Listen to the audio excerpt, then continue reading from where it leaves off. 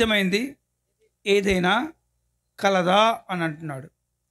There is nothing impossible for hour God. మన జీవితంలో అసాధ్యాలు చాలా ఉన్నాయి, కానీ దేవునికి సమస్తము సాధ్యమే. దేవుని స్తోత్రం కలుగాక. కన్య గర్భవతి అవ్వడం అనే వింత మనకే సందేశాన్ని ఇస్తుందంటే, మీ జీవితాల్లో కూడా మీరు ఏదైతే అసాధ్యమని భావిస్తున్నారో, ఇది జరిగే అవకాశం లేదు, ఆస్కారం లేదు అని భయపడుతున్నారో, ఏదైతే మిమ్మల్ని కలవరపరుస్తుందో, దేన్ని చూసి మీరు బెంగతో, భయంతో, బాధతో, దుఃఖంతో ఉంటున్నారో, ఆ పరిస్థితిని ఆయన క్షణకాలంలో మార్పు చెందిస్తాడు. మీరంతా ఇక్కడ ఉన్నారా? అర్థమవుతుందా మీకు? There is nothing impossible for God. ఇక్కడున్న చాలా మందిలో చాలా సమస్యలు ఉండొచ్చు. కొంతమందికి పిల్లలు లేరు, చాలా సంవత్సరాలు అయిపోయింది అనే బాధతో ఉండొచ్చు. కొంతమంది అప్పులు చేసాం, వడ్డీలు కట్టలేకపోతున్నాం అనే చింతతో ఉండొచ్చు. కొంతమంది పిల్లలు మార్పు చెందలేదు, రక్షణ పొందలేదు, ఇప్పటికీ కూడా అల్లరి చిల్లరగా తిరుగుతున్నారు, బాధ్యత లేదు అనే బాధతో ఉండొచ్చు. కొంతమందికి కుదరని అనారోగ్యం లోపల లోపల కొరుకుడు పుండులాగా ప్రాకుతూ బాధ పెడుతూ ఉండొచ్చు. కొంతమంది స్త్రీలకు చెప్పుకోలేని సమస్యలు, మానసికమైన వేదన ఉండొచ్చు.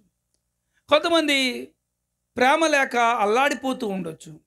భర్తలను కోల్పోయిన స్త్రీలు ఉండొచ్చు, భార్యల్ని పోగొట్టుకున్న పురుషులు ఉండొచ్చు. ఉద్యోగాలు సమస్యలు, వచ్చిన ఆదాయం తక్కువ, ఖర్చు చాలా ఎక్కువ, బ్రతుకు భారమైపోయింది.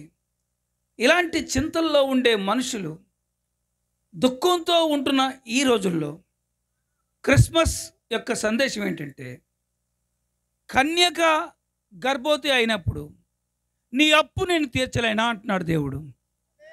కన్యకయే గర్భవతి అయితే నీ కుమారుని భవిష్యత్తులను కట్టలేనా అంటున్నాడు దేవుడు. కన్యకే గర్భవతి అవడం సాధ్యమైతే నీ అనారోగ్యం తీర్చడం నాకు కష్టమా అంటున్నాడు. నేను యెహోవాను, సర్వశరీరులకు దేవుడును, నాకు అసాధ్యమైంది ఏది లేనే లేదు. There is nothing impossible. కాబట్టి ఇక్కడున్న మా ప్రియమైన సంఘస్థులు పిలువుగా ఇక్కడికి వచ్చిన మా హిందూ బంధువులందరికీ కూడా, ఇరుగు పొరుగు వారికి, ఎప్పటికీ క్రిస్మస్ సందేశం వినని వారికి, క్రీస్తు వల్ల నీకేంటి లాభం అంటే, నువ్వు ఏదైతే జరగదు జరగదు జరగదు జరగదు అనుకుంటున్నావో దాన్ని ఆయన క్షణకాలంలో జరిగించేస్తాడు. నీ చీకటిని ఆయన వెలుగుగా మారుస్తాడు. నీ యొక్క అవమానాన్ని ఆయన ఘనతగా మారుస్తాడు. నీ యొక్క రుగ్మతని ఆయన ఆరోగ్యంగా మారుస్తాడు. నీ యొక్క అప్పుని ఆయన ఆస్తిగా మారుస్తాడు. ఆయనకి సమస్తము సాధ్యమే. ఈరోజు ఎవరైతే పిల్లలు లేక అల్లాడిపోతున్నారో, వాళ్ళు మెడికల్ సైన్స్ లేదు, డాక్టర్లు పిల్లలు పుట్టే అవకాశమే లేదమ్మా మీకు అని చెప్పినా కూడా దేవుడు దాన్ని సాధ్యపరచగలడు. ఎందుకంటే చరిత్రలో చూస్తాం, అబ్రహాం అనే వ్యక్తి 100 సంవత్సరాలండి, ఆయనకి 100 సంవత్సరాలు, ఒకటి కూడా తక్కువ లేకుండా. అతని భార్యకి 90 సంవత్సరాలు. 90 సంవత్సరాల స్త్రీని ఊహించుకోండి ఎలా ఉంటుందో. ఆమెకు స్త్రీ ధర్మం ఉడిగిపోయి చాలా కాలం అయిపోయింది. ఆమె గర్భావస్థ స్థితి అది మృతతుల్యం అయిపోయింది. కనుటకు శక్తి ఏమాత్రం లేదు, భర్తకు శక్తి లేదు, భార్యకు శక్తి లేదు. కానీ ఆ స్త్రీ దేవుని కృప ద్వారా కుమారుని కనగలిగింది. దేవుని స్తోత్రం కలుగును గాక. అంటే దేవుడు ఏదైనా చేయగలడు, ఏమైనా చేయగలడు, ఆయనకు అసాధ్యం లేదు. ఎండిపోయిన ఎముకలు చూసి ఒక్క మాట చెప్పగానే ఆ ఎముకలన్నీ అతుకబడి శరీరంగా మారిపోయి మహాసైన్యంగా లేచి నిలబడ్డాయి. దేవుని స్తోత్రం. కాబట్టి ఈరోజు వేదన, చింత, బాధతో కలవరపడుతున్న మీకు క్రిస్మస్ తెచ్చిన సందేశం ఏంటంటే, నీకు అది అసాధ్యమే, కానీ నా కుమార్తె నాకు అది సాధ్యం. నీకది కష్టమే, నాకు అది సులువు అంటున్నాడు. ఈ రోజున క్రీస్తు ప్రభు నీ హృదయంలో చేర్చుకుంటే నీ యొక్క కఠినమైన గడ్డు కాలం ఆయన తీసివేసి సమాధానకరమైన స్థితిని ఇవ్వబోతున్నాడు. దేవుని స్తోత్రం కలుగును గాక. సో ఈరోజు మొదటి వింత మన చింతను తీర్చేసింది. కన్య గర్భవతి అవడం అనే మొదటి వింత. ఇప్పుడు రెండో వింత గురించి చెప్తాను. క్రిస్మస్లో మాత్రమే ఇవి జరిగేవి. క్రీస్తు పుట్టినప్పుడు జరిగిన సంఘటనలు నేను తీసుకుంటున్నాను. క్రీస్తు పుట్టినప్పుడు క్రీస్తు చుట్టూ ఉన్న వ్యక్తుల యొక్క జీవిత చరిత్రలు మనం నేర్చుకుంటాం. కానీ ఇప్పుడు నేను అక్కడ జరిగిన సంఘటనలు, సందర్భాలు తీసుకుంటున్నాను. మొట్టమొదట కన్య గర్భవతి అయింది. రెండవ వింత చెప్తాను చూడండి. ఇది లూకాసు వార్త 2వ అధ్యాయం 8వ వచనం ఉంటుంది. ఆ రాత్రి ఊరికి చాలా దూరంగా గొర్రెల కాపర్లు వారి మందలు మేపుకొని రాత్రి వేళ కాచుకుంటూ ఉన్నారు అక్కడ. ఆ సమయంలో పరలోకం నుండి దేవుని దూత వారి మధ్యకు దిగి వచ్చాడు. దేవుని స్తోత్రం కలుగును గాక. మనిషి దగ్గరికి దేవుని దూత రావడం వింతంటారా, వింత కాదంటారా? చెప్పండి. ఈ రోజుల్లో మనం రోజు దేవుని దూతను చూస్తున్నామా? తెల్లారులేస్తే కాదు. సామాన్యమైన వారికి, చదువు లేని వారికి, ఏమాత్రం ఆస్తి లేని వారికి, విలువ లేని వారికి దేవుడు ఎలాంటి భాగ్యం ఇచ్చాడంటే పరలోకం నుండి ఒక దూతను వారి కోసం పంపించేశాడు. దేవుని స్తోత్రం కలుగును గాక. ఈ వింత మనకు నేర్పించే రెండో పాఠం ఏంటో తెలుసా? పరలోకానికి భూలోకానికి కనెక్షన్ ఇంకా ఉంది అని. పరలోకం ఉన్నది నిజం, నరకం ఉన్నది నిజం అని చెప్తుందన్నమాట. పరలోక రాజ్యం, పరలోకంలో జీవులు ఉన్నారు, పరలోకంలో సింహాసనం ఉంది, పరలోకంలో దేవుడు ఉన్నాడు, పరలోకంలో దేవుడు మనుషులకి వర్తమానం పంపిస్తున్నాడు. దేవుని స్తోత్రం కలుగును గాక. Still there is a way to heaven. భూమి మీద నుంచి పరలోకానికి వెళ్ళడానికి మార్గం ఉందనే సత్యాన్ని ఈ రెండో వింత మనకి తెలియజేస్తుంది. అంటే పైనుండి దూతలు భూమి మీదకి వస్తారు, క్రింద నుండి మనుషులు పరలోకానికి వెళ్తారు. మీ దగ్గర బైబిల్ ఉంటే మీరు చూడొచ్చు. యోహాను సువార్త 1వ అధ్యాయంలో చివరి వచనంలో నతనయేలుతో యేసుప్రభు అంటున్నాడు. ఏమంటున్నా అంటే, నువ్వు చెప్పు నాన్న. కాదండి, 1వ అధ్యాయం యోహాను సువార్త నేను చెప్తున్నాను. కాదండి, 1వ అధ్యాయంలో చివరి వచనం. ఈ మాట వినండి. ఆకాశం తెరబడియు దేవుని దూతలు ఎక్కుటయు దిగుటయు చూచెదరని. చూడండి, మనుష్య కుమారుడు మీదుగా దూతలు పైకెక్కడము దిగడము మీరు చూస్తారు అంటున్నాడు. ఆ మనిషి కుమారుడు భూలోకానికి పరలోకానికి నిచ్చెన. పాత నిబంధన కాలంలో ఆదికాండం 28వ అధ్యాయంలో యాకోబుకి ఒక కల వచ్చింది. ఆ కలలో ఒక నిచ్చెన కనిపించింది. దాని కొన భూమి మీద ఉంది, మరో కొన ఆకాశానికి అంటుకుంది. ఇలా ఆకాశానికి భూమికి మధ్యలో ఉన్న నిచ్చెన ఒకే ఒకటి. ఆ నిచ్చెన పేరు యేసుక్రీస్తు ప్రభు. దేవుని స్తోత్రం కలుగును గాక. అంటే ప్రభు ద్వారా నీవు ఈ లోకాన్ని విడిచి మహిమలోకంలో ప్రవేశించే భాగ్యం ఉందన్నమాట. దేవుని స్తోత్రం. ఒక అల్పులైన సామాన్యమైన గొర్రెల కాపర్లకి దేవుడు ఎంత మంచి వర్తమానం ఇచ్చాడు చూడండి. ఎవరికి అక్కర్లేని వారు, తృణీకరించబడిన వారు, ఆస్తి లేని వారు, వేరే వారి మందలు కాసుకునేవారు, ఆ పూటకి ఆ గంజినీళ్ళు దొరికితే చాలు అనుకునేవారు.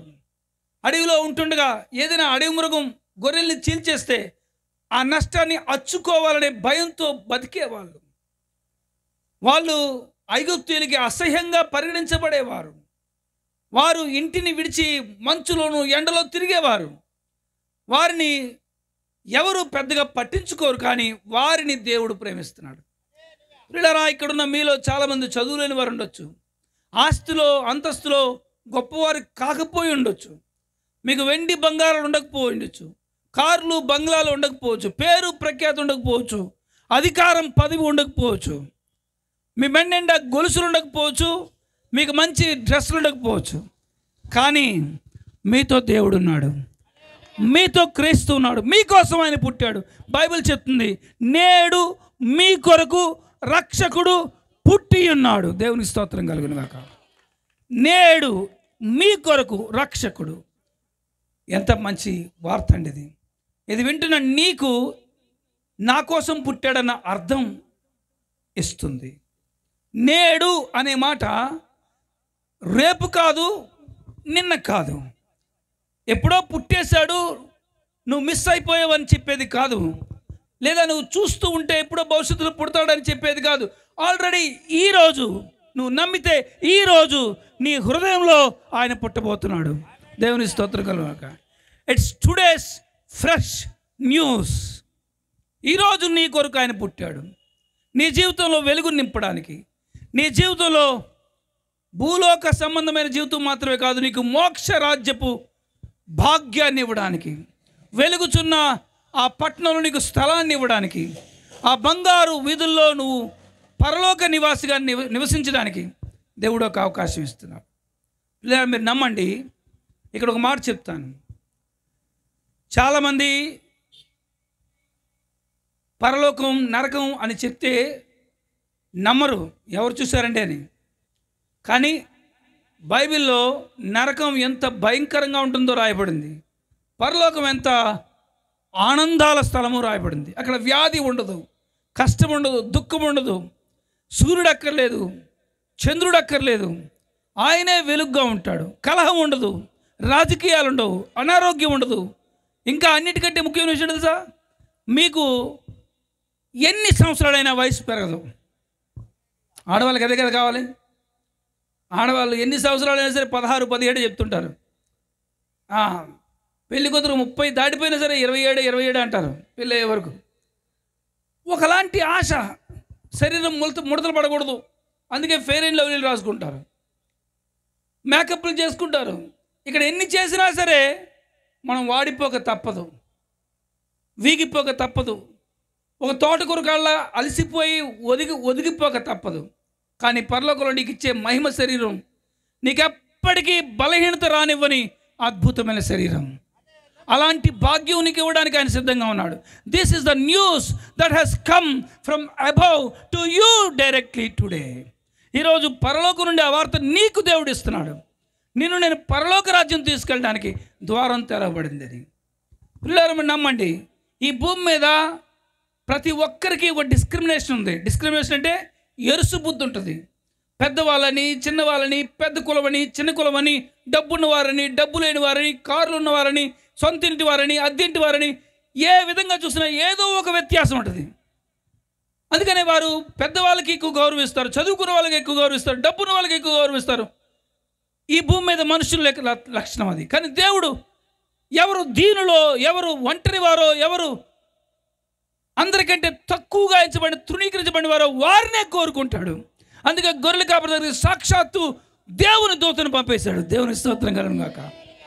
దూతల దగ్గరికి నక్షత్రం మాత్రమే పంపించాడు, కానీ గొర్రెల కాపరి దగ్గరికి దేవుని దూత వచ్చేశాడు. ఆ దూత ఏం చెప్పాడు చెప్పండి వర్తమానం. ఆ దూత ఏం చెప్పాడు? అయితే ఆ దూత భయపడకుడి, బాగా వినండి, భయపడకుడి, ప్రజలందరికీ కలుగబోవు మహా సంతోషకరమైన సువార్తమానం నేడు మీకు తెలియజేస్తున్నాను. దావీదు పట్టణమందు నేడు రక్షకుడు మీ కొరకు పుట్టి ఉన్నాడు. బాగా వినండి, ఈ వార్త ప్రజలందరికీ సంబంధించింది. ఈ వార్త దేవుని దగ్గర నుండి వచ్చింది. ఈ వార్తను తీసుకొచ్చిన వాడు మనిషి కాదు, దేవుని దూత. ఈ వార్త నీ కొరకు, ఈ వార్త సంతోషకరమైన వార్త, ఈ వార్త శుభవార్త. మీకు విషయం తెలుసా, 5 సంవత్సరాలకు ఒకసారి ఎలక్షన్స్ వచ్చినప్పుడు రాజకీయ నాయకులు వచ్చి చాలా శుభవార్తలు చెప్తారు. నీకు పట్టుచీర ఇస్తానమ్మా, ఇంటింటికి ఒక కంప్యూటర్ ఇచ్చేస్తాను, చదువుకున్న ఆడపిల్లకి సైకిల్ ఇచ్చేస్తానని. అలా వారు చెప్పింది కొన్ని చేస్తారు, కొన్ని చేయరు. అవునంటారు కదంటారా? చాలా వాగ్దానాలు వారు నెరవేర్చలేరు. కానీ రాజకీయ నాయకులు చెప్పేవని అబద్ధాలు మనకు తెలిసినా కూడా మనం ఏం చేయలేం. కానీ పరలోక నుంచి దూత అబద్ధం చెప్పే ఆస్కారమే లేదు. ఎందుకంటే ఆయన పార్టీ పెట్టడం, మీ ఓటు ఆయనకి అక్కర్లేదు. అర్థమవుతుందా? పరలోక నుంచి దేవుని దూత ఇక్కడ వచ్చి ఇల్లు కట్టుకొని నివసించే అవకాశం లేదు, అందుకని అబద్ధం చెప్పే అవకాశం లేదు. దేవుని దగ్గర వచ్చిన వర్తమానం ఏంటంటే మీకోసం రక్షకుడు పుట్టాడు. దేవుని స్తోత్రం కలుగును గాక.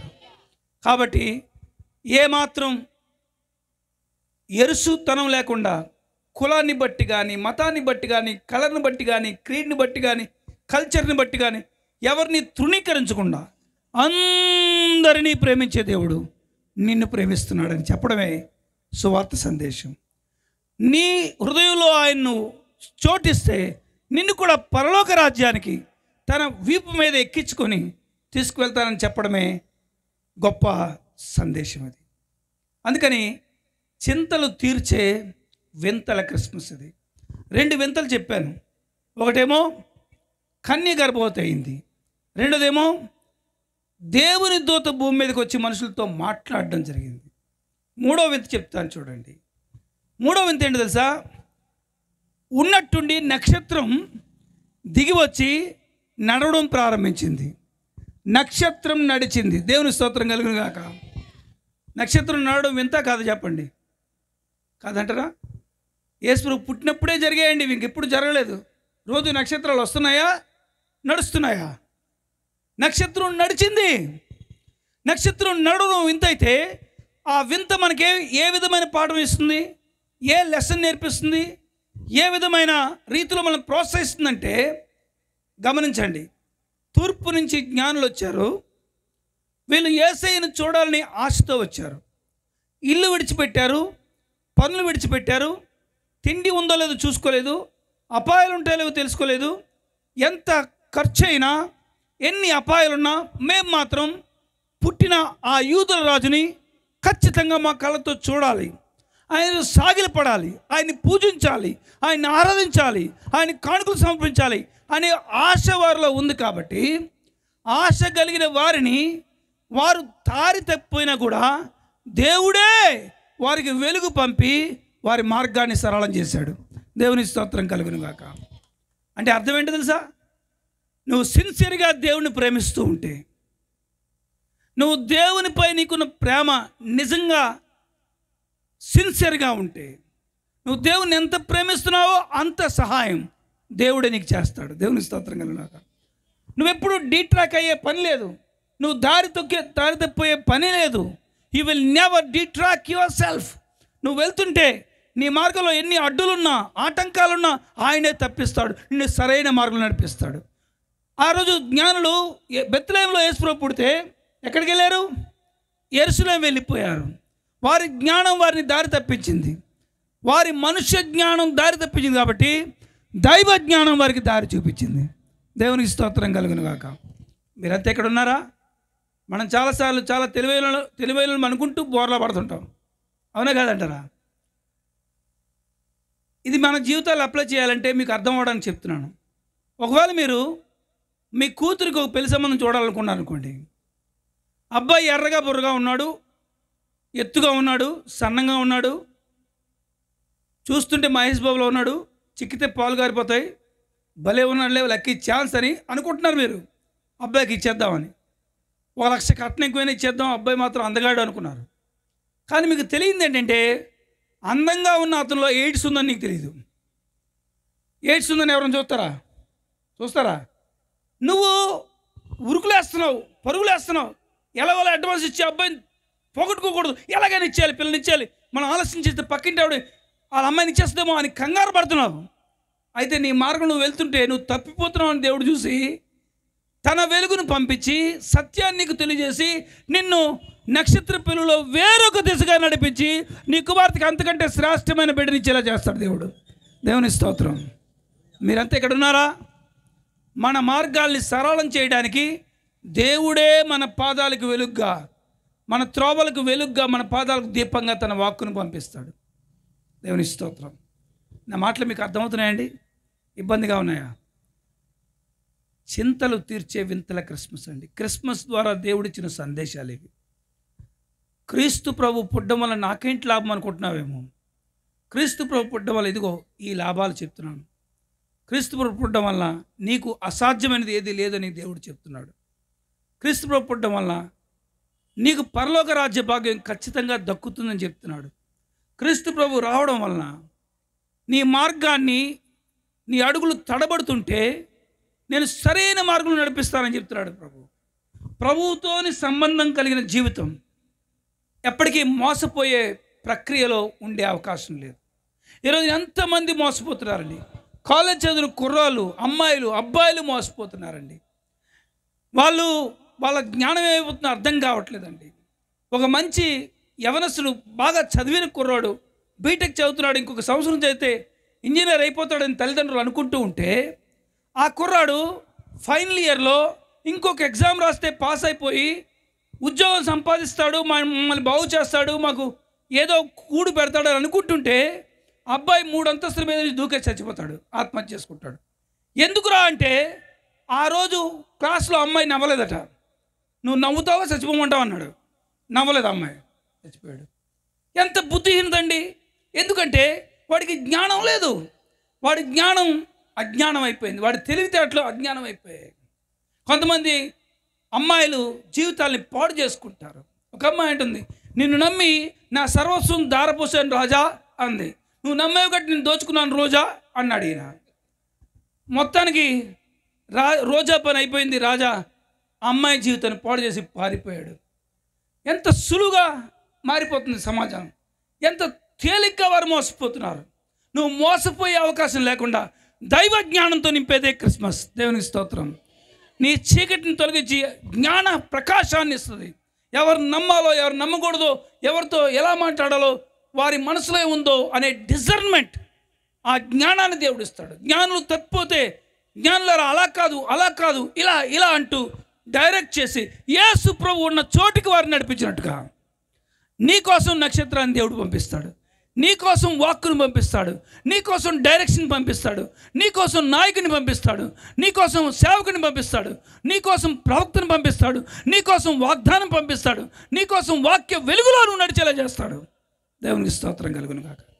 యేసు ప్రభు ఉన్న జీవితం దారి తప్పిపోయే అవకాశం లేని జీవితం అండి.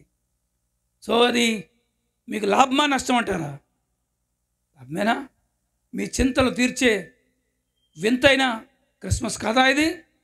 కాబట్టి చింతలు తీర్చే వింతైన క్రిస్మస్లో మూడవ చింత ఎలా తొలగిపోయింది చెప్తున్నాను. 3 వింతలు అయిపోయాయి. 4వ వింత చెప్తాను ఇప్పుడు. 4వ వింత ఏంటి తెలుసా? లూకాసు వార్త 2వ అధ్యాయంలో చూస్తాం. 14వ వచనంలో ఉంటుంది.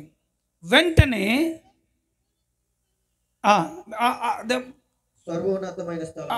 ఎవరు పాడేదా ముందు వచ్చిన చదవండి. వెంటనే పరలోక సైన్య సమూహము ఉండండి. పరలోక సైన్య సమూహం దూతతో కూడా ఉండి పాట పాడుతున్నారు. ఏం పాట పాడుతున్నారు? సర్వోన్నతమైన స్థలంలో దేవునికి మహిమయు, ఆయనకి ఇష్టలైన మనుషులకి భూమి మీద సమాధానము అంటున్నాడు. బాగా వినాలి. సైన్యం యుద్ధం చేయట్లేదు, సైన్యం స్తుతిగానం పాడుతుంది. సైన్యం యుద్ధం గురించి ప్రకటించట్లేదు, సైన్యం సమాధానం అనే వర్తమానం ప్రకటిస్తుంది. దేవుని స్తోత్రం కలుగును గాక. మీరు ఎప్పుడైనా ఊహించండి, మన విజయనగరంలో సైన్యం బెటాలియన్ దిగిందనుకోండి, 2000 మంది మిలిటరీ వాళ్ళు. ఎలా ఊహిస్తారు మీరు? వాళ్ళు ఎలాంటి డ్రెస్తో వస్తారు, ఎలాంటి ఆయుధాలతో వస్తారు, ఎంత హడావుడి ఉంటుంది. కానీ ఇక్కడ పరలోక సైన్యం యుద్ధాయుధాలతో రాలేదు, కానీ భూమి మీద ఆయనకి ఇష్టమైన మనుషులకి సమాధానం అని పాడుతున్నారు. దేవుని స్తోత్రం. అంటే no more wars, henceforth your life will be peaceful. సమాధానకరమైన వార్త. ఆయన పేరు సమాధానకర్తయగు అధిపతి, ప్రిన్స్ ఆఫ్ పీస్ అంటారు.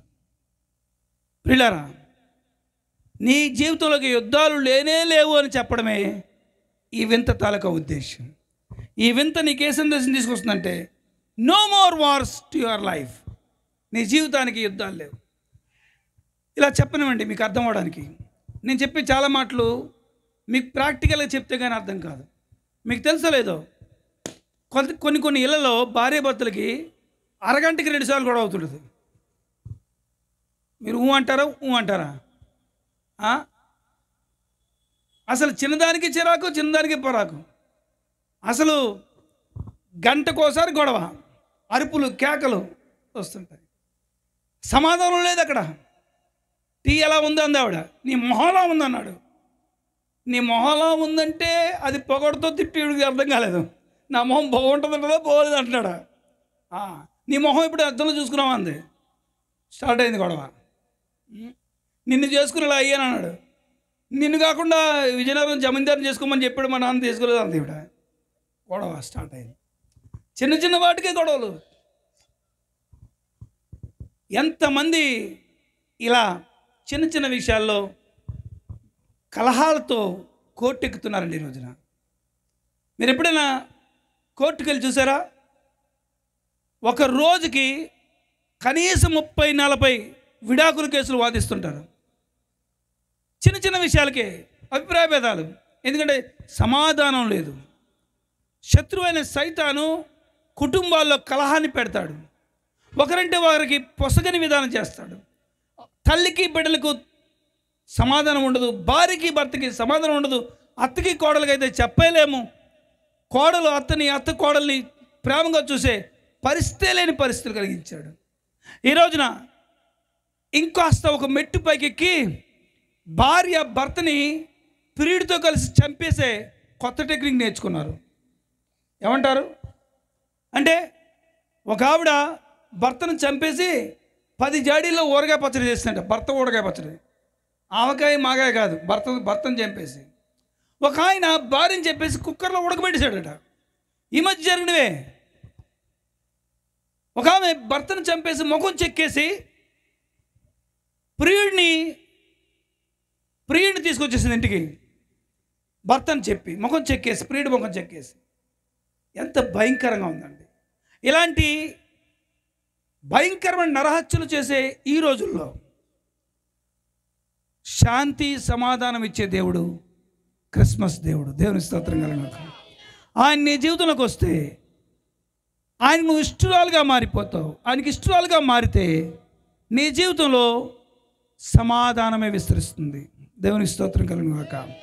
ఆయన అంటాడు యోహాను సువార్తలో, నా శాంతిని మీకు ఇస్తున్నాను, నా శాంతినే మీకు ఇస్తున్నాను, లోకమిచ్చే శాంతి కాదు. It's not a duplicate peace, it's the heavenly peace. నా శాంతిని మీకు ఇస్తాను. ఆయన చెప్పనశక్యమైన మహిమాయుక్తమైన సంతోషాన్ని మనకి ఇస్తాడండి. ఆయన పేరే ప్రిన్స్ ఆఫ్ పీస్. బైబిల్లో బోధ ఏంటంటే, సమాధానపరచువారు ధన్యులు, వారు దేవుని కుమారులు అనబడతారు అంటాడు. అంటే అర్థం ఏంటి తెలుసా? తాను మాత్రమే సమాధానం ఇవ్వడం కాదు, నిన్ను కూడా సమాధానంగా ఉండేలాగా సిద్ధపరుస్తాడు. నువ్వు దేవుని కుమారుడు అయితే, దేవుని కుమార్తె అయితే, నీవు కూడా సమాధానం కోసమే ప్రయాసపడతావు, కానీ కలహం కోసం ప్రయాసపడవు. నీవు అన్యాయం జరిగినా కాస్త తగ్గుతావు, నష్టపోయినా ఓర్చుకుంటావు, సహిస్తావు, అవతల వాళ్ళ క్షేమం కోసం ప్రార్థిస్తావు. అది క్రీస్తు తత్వం. క్రీస్తు హృదయంలో పుడితే ఆ వ్యక్తి క్రీస్తులాగా మారిపోతాడు. దేవుని స్తోత్రం కలుగును గాక. ఎలా అయితే సిలువలో పాపిష్టి జనాంగం చేసిన ప్రతి దుశ్చర్యని ఓర్చుకున్నాడో, సహించాడో, సైనికులు ఆయన్ని బంతులాడి ఇష్టానుసారంగా గ్రౌండ్లో కోడాలతో కొట్టి ఆయన వస్త్రాన్ని లాగేసి మొహం మీద ఉమ్మేసి ఆయన వెంట్రుకలు పెరికేసి ఆయన బంతులాడినట్టు వీపు మీద కొట్టి ఎన్ని రకాలుగా ఆయన్ని హింసించినా కూడా సహించి ఊరుకుండమే కాదు, తండ్రి వీరేం చేయుచున్నారు వీరికి తెలియదు కనుక వీరిని క్షమించు అనగలిగాడు. దేవుని స్తోత్రం కలగాడు. That is my Lord, that is my God. అలాంటి దేవుడు నీ హృదయంలో పుట్టబోతున్నాడు. అంగీకరించే ప్రతి వారి హృదయంలో ఇప్పటికే పుట్టాడు. అంగీకరించబోతున్న వారి హృదయంలో ఈరోజు ఆయన క్రిస్మస్ దేవునిగా అవతారమూర్తిగా ఉద్భవించబోతున్నాడు. కాబట్టి నీ జీవితంలో చింత పోవాలంటే, నీ జీవితంలో అశాంతి పోవాలంటే, అసమాధానం పోవాలంటే, కలహాలు పోవాలంటే, మానసిక వ్యధ పోవాలంటే, టెన్షన్ పోవాలంటే నీ జీవితంలో యేసుక్రీస్తు రావాలి. ఇదే శుభవార్త. కాబట్టి ఈ క్రిస్మస్లో జరిగిన వింతలు మీకు వింతైన పాఠాలు చెప్తున్నాయి. ఇక చింత లేదు అనే భరోసాతో కూడిన ఒక గొప్ప సందేశాన్ని మీకు ఇస్తున్నాయి. 4 విషయాలు చెప్పాను. చెప్పండి, నేనేం చెప్పాను? 1, ఆయన కన్యక గర్భం ధరించింది, ఇక నీ జీవితంలో అసాధ్యం లేదు.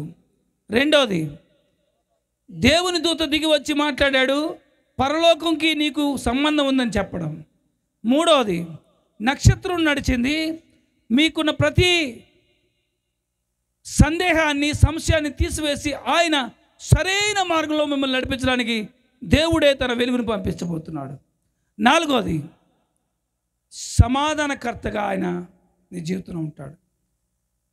ఇక తనకిష్టమైన వారికి భూమి మీద సమాధానం కలుగును గాక అనే పాట పరలోక సైన్యం పాడుతూ ఉండడం చూసాం. నీ జీవితంలో సమాధానమే దేవుడు ఇవ్వబోతున్నాడు. 4 చెప్పాను. 5 చాలా ప్రాముఖ్యమైనది. 5, 6, 7 నేను కలిపి చెప్పేస్తాను, ఎందుకంటే సమయం అవుతుంది కాబట్టి. ఇంకా మీకు చాలా విషయాలు చెప్పాలని ఆశ నాకు ఉంది కాబట్టి 9 గంటల ముగించే ముందు ఈ మాటలు చెప్తున్నాను. ఈ మాటలు చెప్తున్నప్పుడే నేనెందుకు ప్రభువుని నమ్ముకున్నానో కూడా మీకు చెప్తాను. ఈ మాటలు 3 ఉండే సారాంశం చెప్తాను. 4 చెప్పాను కదా, 5 ఏంటి తెలుసా? వింత. దేవుడే నరుడిగా మార్పు చెందాడు. అది వింత. క్రిస్మస్లో God has become man, immortal one has become mortal being. అంటే అక్షయుడైన వాడు క్షయమైన వాడిగా మారిపోయాడు. అనంతుడు ఒక పరిమితి గలవాడిగా మారి, కాలానికి అతీతుడు కాలచక్రంలోకి వచ్చాడు. ఎవరికి అంతు చిక్కని వాడు మనిషితో తాకితే తాకడానికి అందినంత సమీపంగా వచ్చేసాడు. దేవునికి స్తోత్రం కలుగును గాక. God has become man. అది గొప్ప విషయం. ప్రియులారా, ఈరోజు ఈ మాట నన్ను చెప్పనివ్వండి. దేవుడు నరుడుగా మారితే సందేశం ఏంటి? దానిలోంచి నువ్వేం నేర్చుకోవాలి పాఠం అంటే, ఈరోజు నీ కష్టం, నీ వ్యధ, నీ బాధ పూర్తిగా అర్థం చేసుకునే దేవుడు ఎవరైనా ఉన్నారంటే ఆయన యేసుక్రీస్తు ఒక్కడే. ఎందుకంటే ఆయన నీలాగే ఉన్నాడు కాబట్టి, నీలా మారాడు కాబట్టి. ఇక ఏ అవతారంలో కూడా నీలాగా మారిన దేవుళ్ళు లేరు, భూమి మీద జీవించలేదు. ఆయన 1 కాదు 2 కాదు 33.5 సంవత్సరాలు నీలాగే ఈ భూమి మీద నడిచాడు. ఇదే భూమి మీద ఇదే గాలి పీల్చాడు, ఇదే నీరు తాగాడు, ఇక్కడే నీలాగే ఆకలిగా ఉన్నాడు, నీలాగే అలసిపోయాడు, నీలాగే నిద్ర కోసం నీలాగే చోటు వెతికాడు, నీలాగే దుఃఖపడ్డాడు, నీలాగే వేదన చెందాడు, నీలాగే నిందలు పడ్డాడు, నీలాగే అవమానాలు పొందాడు, నీలాగే ఆర్థికంగా డబ్బులు లేని పరిస్థితులు ఎదుర్కొన్నాడు, నీలాగే కార్పెంటర్ పని చేశాడు, కష్టపడ్డాడు, నీలాగే ఆయన మారిపోయాడు. కాబట్టి నీ కష్టం ఆయనకి తప్ప ఇంకెవరు తెలుసు? మీరంతా ఎక్కడ ఉన్నారండి? సందేశం ఏంటో తెలుసా? ఆయనకి నువ్వు ఏ కష్టమైనా చెప్పగలవు. ఇలా చెప్తే మీకు అర్థం అవుద్దేమో, ప్రాక్టికల్గా మీకు అర్థం అవడానికి చెప్తాను. ఇలా చూడండి, మీరు ఎవరైనా ఇలా ప్రార్థన చేశారనుకోండి దేవుడికి, దేవుడా దేవుడా దేవుడా దేవుడా, ఉదయం నుంచి తడిగుడ్డ పెడుతూ కాలు జారిపోయింది, మక్క బెనికింది, తుంటి దగ్గర సొలిపేసేస్తుంది అన్నారు అనుకోండి. మీరు ఆడవాళ్ళు ఎవరైనా ఈ ప్రార్థన విన్న తర్వాత దేవుడు, అమ్మ తుంటి అంటే ఎక్కడ ఉంటుందో మాకు తెలియదండి, మక్క ఎలా ఉంటుందో నాకు తెలియదు అన్నాడు కూడా దేవుడు. మీ గోడు ఎవరు చెప్పుకుంటావు నువ్వు? అవునా కదా? చెప్పుకోవడానికే లేదు. కానీ యేసు ప్రభు చెప్పావు అనుకో, అంటాడు ఏమంటో తెలుసా?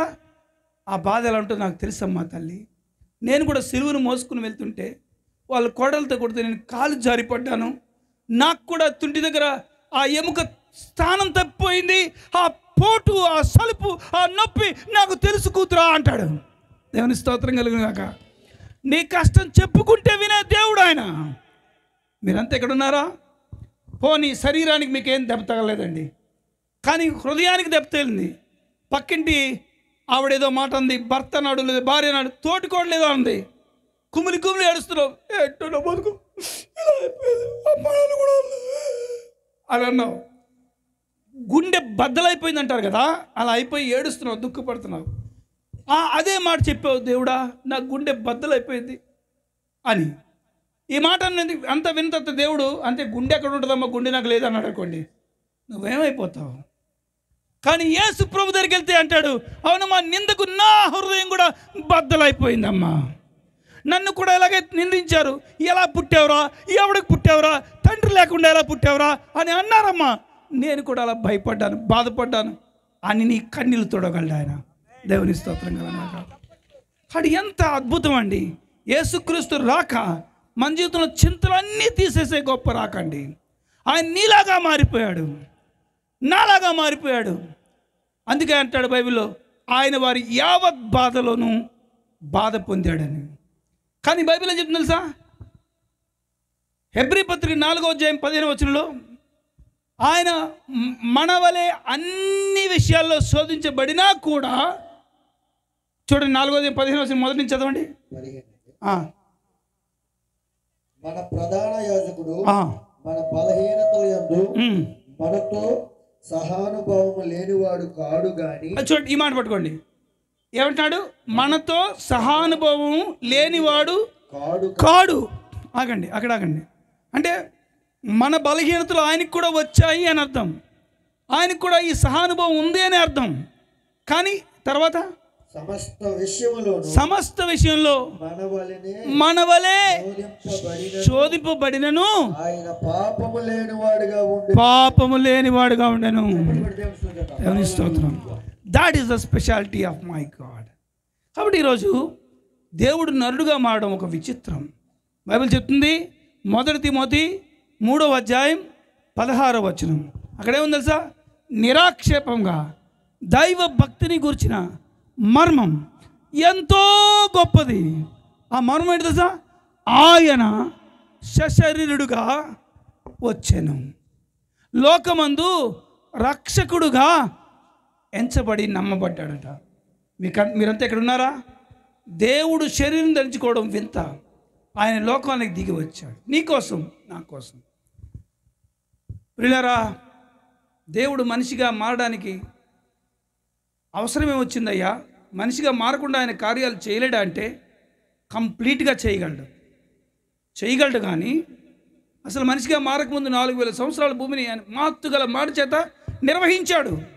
నిర్వహించగలడు. కానీ మానవ జాతి పాపానికి పరిహారించే పాపరహిత నిర్దోష రక్తం భూమి మీద లేదు కనుక, ఆ రక్తం ఏ మనిషిలోనూ లేదు కాబట్టి, ఏ జంతువులో లేదు కాబట్టి, మనిషి పాపానికి విరుగుడు చేసే ఔషధం భూమి మీద లేదు కాబట్టి, వాడు డాక్టర్ అయినా, యాక్టర్ అయినా, సెలబ్రిటీ అయినా, వాడు కూడా పాపం చేశాడు కాబట్టి, వాడు ఎంత గొప్ప నాయకుడైనా, మత నాయకుడైనా, ప్రవచనకర్త అయినా, ఒక బిషప్ అయినా, చెప్పే నేనైనా, వింటున్న నువ్వైనా, అందరూ పాపం చేశారు కాబట్టి, అందరిలో ప్రవహించే రక్తం పాపంతో కూడిన రక్తం కాబట్టి, పాపం లేని రక్తమే పాపానికి విరుగుడు కాబట్టి, ఆ రక్తం భూమి మీద లభ్యం కావట్లేదు కాబట్టి, పాపం లేని రక్తం భూమి మీద మానవ జాతి కోసం ఇవ్వడానికి ఆయన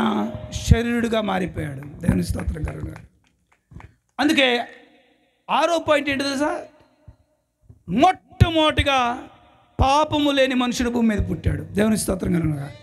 first sinless Born baby bye Hess Born. కాబట్టి మళ్ళీ చెప్తున్నాను, 5 ఏంటండి? మొట్టమొదటి కన్యక గర్భవతి అయింది. రెండోదేంటి? దేవుని దూత దిగి వచ్చాడు. మూడోదేంటి? నక్షత్రం నడిచింది. నాలుగోదేంటి? సైన్యం సమాధానం గురించి పాడింది. ఐదోదేంటి? దేవుడు నరుడుగా మారాడు. ఆరోదేంటి? పాపము లేని నరుడు మొట్టమొదటిసారిగా ఉద్భవించాడు. దేవుడు ఆ అవసరత కొరకు, మనిషి అవసరత కోసం sinless man has took birth. అర్థమైందండి? పాపము లేని. అందుకే లూకాసు వార్త 1లో ఏముంటుందండి? పుట్టబోయే శిశువు సర్వోన్నతుడి కుమారుడు అనబడును, ఆయన పరిశుద్ధుడు అనబడును అని రాయబడింది 35, 36, 37 వచనాల్లో. అంటే పుట్టబోయే శిశువు పరిశుద్ధుడు అంటే పుట్టుకతోనే పరిశుద్ధుడు అని అర్థం అన్నమాట. పుట్టుకతోనే పరిశుద్ధుడు. అంతేకాదు, ఇప్పుడు మనం చదివాం కదా, ఏం చదివాం? హెబ్రీ పత్రిక 4:15 ఆయన మనవలే అన్ని విషయాల్లో శోధించబడినను పాపము లేనివాడు, అంటే కంప్లీట్గా సిన్లెస్ పర్సన్ ఆయన. కాబట్టి జన్మ పాపం లేనివాడు ఆయన. పాపము లేని వ్యక్తి పుట్టాడు. ఆ వ్యక్తి మాత్రమే దేవుని ఉగ్రతని తీర్చడానికి పావన రక్తం చిందించే అర్హత గలవాడు. దేవుని స్తోత్రం. బలి అర్పణ ద్వారా పాపానికి ప్రాయశ్చిత్తం చేసే పాత నిబంధన రోజుల్లో ఆ బలి అర్పించబడే పశువు కానీ, గొర్రె కానీ, దానికి కలంకం కానీ, డాగు కానీ, ఏ చీడ, ఏ రోగం ఉండకూడదు. అలా భూమి మీద అలాంటి బలి పశువుగా వచ్చింది ఒక కలంకం కానీ, డాగ్ కానీ, మడత కానీ, మచ్చ కానీ లేని ఏకైక అవతారమూర్తి యేసుప్రభు. అందుకే ఆయన గురించి ఏర్పడింది, ఇదిగో లోక పాపమును మోసుకుని పోయే దేవుని గొర్రెపిల్ల. యోహాను 1:29 ప్రకారం, 32 ప్రకారం, అంటే ఆయన దేవుని గొర్రెపిల్లగా వచ్చాడు. ఆయన గొర్రెపిల్లగా మౌనంగా సిలువ దగ్గరికి వెళ్ళాడు. అపోస్తలుల 8వ అధ్యాయంలో ఆయన గొర్రె వలె, గొర్రె బొచ్చు కత్తిరించి వాని ఎదుట మౌనంగా గొర్రె ఎలా ఉంటుందో అలా మౌనంగా వదకు వెళ్ళాడు. దేవుని స్తోత్రం కలుగును గాక. ఆయన మన కోసం పాపము లేని బలి పశువుగా దిగి వచ్చాడండి. ఈ లోకంలో నీ పాపాన్ని యేసు ప్రభు ద్వారా మాత్రం కాక వేరే రీతిగా నువ్వు కడుక్కోలేవు. ప్రియ సహోదరుడా, స్నేహితుడా, అమ్మ, అయ్య, అక్క, అన్న, తమ్ముడు, ఈరోజు ఈ రాత్రి ఈ మాట సరిగా వింటున్న నీవు కానీ, చెప్తున్న నేను కానీ, భూమి మీద ఏ కులమైనా, ఏ మతమైనా, irrespective of caste, color, creed, culture, whoever you may be, you are a sinner. You are a sinner. Better you know the truth. ఈరోజు నువ్వు పాపం చేసావు. పాపం చేసిన నీవు దేవుని మహిమను పొందే అర్హత కోల్పోయావు. అందుకే రోమా 3:23 ఏ భేదం లేదు, అందరూ పాపం చేసి దేవుడు అనుగ్రహించే మహిమను పొందలేకపోతున్నారు. ఏ భేదం లేదు. రోమా 3:11 నీతిమంతుడు లేడు, ఒక్కడు కూడా లేడు. Not even single man under the sun on the earth. Bible చెప్తుంది 143వ కీర్తనలో 2వ వచనంలో, సజీవులలో ఒక్కడు కూడా ఆయన దృష్టిలో పవిత్రుడుగా కానీ, నీతిమంతుడు కానీ కనబడటం లేదు. ప్రతి ఒక్కడు. నేను పెద్ద కులం అండి అన్నావు అనుకో, నువ్వు పెద్ద కులం పాపి అంతే. మాది చిన్న కులం అండి అంటే చిన్న కులం పాపి. పెద్ద కులం అన్నంత మాత్రం తప్పించుకోవు, చిన్న కులం అంటే తప్పించుకోవు. నేను తెల్లగా పుట్టాను సార్ అంటే తెల్లపాపి, నల్లగా పుట్టానంటే నల్లపాపి. నేను మగాడినండి అంటే మగపాపి, ఆడపిల్లనంటే ఆడపాపి. నేను ఇంగ్లీష్ మాట్లాడతానండి ఇంగ్లీష్ పాపి, చదువే రాదు బాబాయ్ అంటే చదువులేని పాపి. నువ్వెవరైనా కూడా పాపం చేసావు. పాపం చేసిన నీవు దేవుని మహిమను పొందలేవు. కాబట్టి పాపం చేసిన నీవు నీ పాపాన్ని పోగొట్టుకోవడానికి ఎన్నో ప్రయాసాలు పడుతున్నావు. కానీ ఆ పాపం పోయిందన్న నిశ్చేత నీకు లేదు. ఈరోజున మనుష్యుడు కల్పించిన అనేక ధర్మకార్యాల వలన, పుణ్యకార్యాల వలన పాపం పోయి నీతి వస్తుందేమో అని ప్రయత్నిస్తుంటే అది సాధ్యం కాదు. ఈ మాట రోమాపత్రిక 3వ అధ్యాయం 20వ వచనం చెప్తుంది. రోమా 3:20 ఏమంటుందంటే, ధర్మశాస్త్ర సంబంధమైన క్రియ వలన ఏ మనుషుడు నీతిమంతుడిగా తీర్చబడడు. ఏ మనుషుడు కూడా నీతిమంతుడిగా తీర్చబడ్డండి. కాబట్టి నువ్వు ధర్మం చొప్పున చేసే క్రియలు నేను నీతిమంతురాలుగా చెయ్యవు. ధర్మం ధర్మం ధర్మం అంటారే కొంతమంది అనుకుంటారు. కొంతమంది ఏమనుకుంటారంటే, నేను పాపం చేశాను కానండి, పుణ్యం కూడా చేశాను కానీ ఆ పుణ్యం వల్ల నీ పాపం పోద్ది అంటారు. నువ్వు చేసే పుణ్యం వల్ల నీ పాపం పోద్దా? అది సాధ్యమేనా? నువ్వు పాపాలు ఎన్ని చేసావంటే నీ తల వెంట్రుకల కంటే ఎక్కువ అంట. తల వెంట్రుకలు లెక్కించగలవా? కోట్ల పాపాలు చేసావు, మరి ఎన్ని పుణ్యాలు చేసావు అని అడిగితే ఏం చెప్తావు? ఉదయం నుంచి సాయంత్రం లెక్కేస్తే ఎన్ని పుణ్యాలు చేసిండు? సీమలకు పంచదార వేసానండి 1, కాకి ముద్ద వేసానండి 2, ఎంగిలి చెయ్యాల దురిపితే తినదండి 3, ముత్తైదులకు 3 భోజనాలు పెట్టారండి 4, గత ఏడాది సెలవేంద్ర పెట్టారండి 5. ఇలా లెక్క పెడితే నువ్వు తలగొక్కోవాలి ఇంకా ఆ రోజు చెప్పడానికి. నువ్వు జీవితాంతం చేసినవి 6 పుణ్యాలు. నువ్వు జీవితాంతం చేసిన పాపాలు అవి పర్వతంలా ఉన్నాయి. అంటే 6 పుణ్యాలతో పర్వతం అంత పాపం కడుక్కుంటావా? ఏమండి, ఒళ్ళంతా బురదలో పడ్డావు, ఎంత ఎంత టీ గ్లాస్తో నీళ్ళు ఇస్తే కడుక్కుంటావు ఒళ్ళంతాను? అసాధ్యం. It's quite impossible. You can never never ever cleanse your sins by your own efforts. నీ సొంత ప్రయత్నాల ద్వారా నువ్వు పాపం నుంచి బయటికి రాలేవు. ఈ మాటను యెషయా గ్రంథం 44వ అధ్యాయంలో 20వ వచనం చెప్తుంది. 17, 18, 19, 20 వచనాలు చూస్తే ఇంకా బాగుంటుంది. కానీ 20వ వచనం అంటాడు, ఒక మనిషి అట వాడు బూడిద తింటున్నాడట, వాడికి తెలివి లేదంట, వాడి కుడి చేతిలో అబద్ధం ఉందని వాడికి ఎరగటం లేదట, వాడు తన ఆత్మను రక్షించుకున్న జాలడని వాడు తెలుసుకోలేకపోతున్నాడంట. ఆ మాట యెషయా గ్రంథంలో ఉంది కదండి, 44:20లో. వాడు బూడిద తింటున్నాడు, వాడి మనసు మోసపోయింది, తప్పుదారి వెళ్ళిపోతున్నాడు, ఆత్మను రక్షించుకొని జాలడు, నా కుడి చేతిలో అబద్ధం ఉన్నది కదా అనుకోవటం లేదు, వాడికి బుద్ధి చాలటం లేదు. వాడికి బుద్ధి చాలదు. మీరంతా ఇక్కడ ఉన్నారా? ఈరోజు ఎంతమంది చదువుకున్నవారు, జ్ఞానవంతులు, ఇక్కడికి వెళ్తే పుణ్యం వస్తుంది, అక్కడికి వెళ్తే పుణ్యం వస్తుంది, అక్కడ చేస్తే ఇచ్చేస్తే అది చేస్తే అంటూ ఏదో మనుషులు కల్పించిన కళ్ళు బట్టి ఎక్కడెక్కడికో తిరుగుతూ ఉన్నారు. ఏ విధమైన క్రియలు చేసినా నీ పుణ్యం నీ పాపం పోనే పోదు. అది నువ్వు తెలుసుకోవాలి. నీ పాపం పోగొట్టుకునే ధర్మకార్యం భూమి మీద లేదు, ఏ దానం చేసినా కూడా. మీరంతా ఇక్కడ ఉన్నారా? పోనీ ఇంకో మాట చదవండి, 49వ కీర్తనలో 7వ వచనం 8వ వచనం చదవండి. 49, 7, 8 వచనాలు. అక్కడేముందంటే, ఎవడైనను ఏ విధంగానైనా ఏ విధం చేతనైనా తన సహోదరుని విమోచించలేడు. ఆగండి ఆగండి ఆగండి అంటే అర్థం ఏంటి? మీకేమర్థమైంది? ఎవడైనను అంటే ఎవడైనా అంటే ఎవడైనా అంటే ఎలా అండి? ఎలా చెప్పాలండి? వాడు ఎవడైనా, ఎంత కొమ్ములు తిరిగి వస్తుందైనా, వాడెంత పెద్ద మొనగాడైనా, వాడెంత పెద్ద అధికారి అయినా, వాడెంత పెద్ద తోపు అని అనకూడదు, అయినా కూడా వాడెంత పెద్ద నాయకుడైనా కూడా వాడు తన సహోదరుని విమోచించలేడండి. అంటే అర్థం ఏంటి తెలుసా? ఇలా చెప్తాను వినండి. నాకు మా ఆవిడంటే బాగా ఇష్టం అనుకోండి, ఇష్టమేలండి, అలా కోపంగా చూడకండి. ఇష్టమైతే ఉప్పాడు వెళ్ళి పట్టుచీర కొంటాను, కానీ ఆమె పాపాన్ని నేను తీసివేయలేను అనమాట. మా ఆవిడికి నేనంటే ఇష్టం అనుకుంటున్నాను. ఇష్టమేనా? ఇష్టమైతే ఆమె బిర్యానీ వండుతుంది, కానీ నా పాపాన్ని ఆమె తీసివేయలేదు. మా ఇద్దరికి పుట్టిన కొడుకులు అంటే మాకు ఇష్టమే, చాలా ఇష్టం, కానీ కావాలంటే బైక్ కొనిస్తాం, కానీ వాడి పాపాన్ని మేము తీసివేయలేం. ఏ మనుషుడైనా ఏ మనుషుడి పాపాన్ని తీసివేయలేడు, ఏ మనుషుడైనా వాడి పాపాన్ని తీసివేయలేడు. కాబట్టి ఏ మనుషుడు పరిశుద్ధపరచబడడానికి ఆస్కారం భూమి మీద లేదు, వాడు ఎన్ని తిప్పలు పడినా ఏ విధంగానైనా.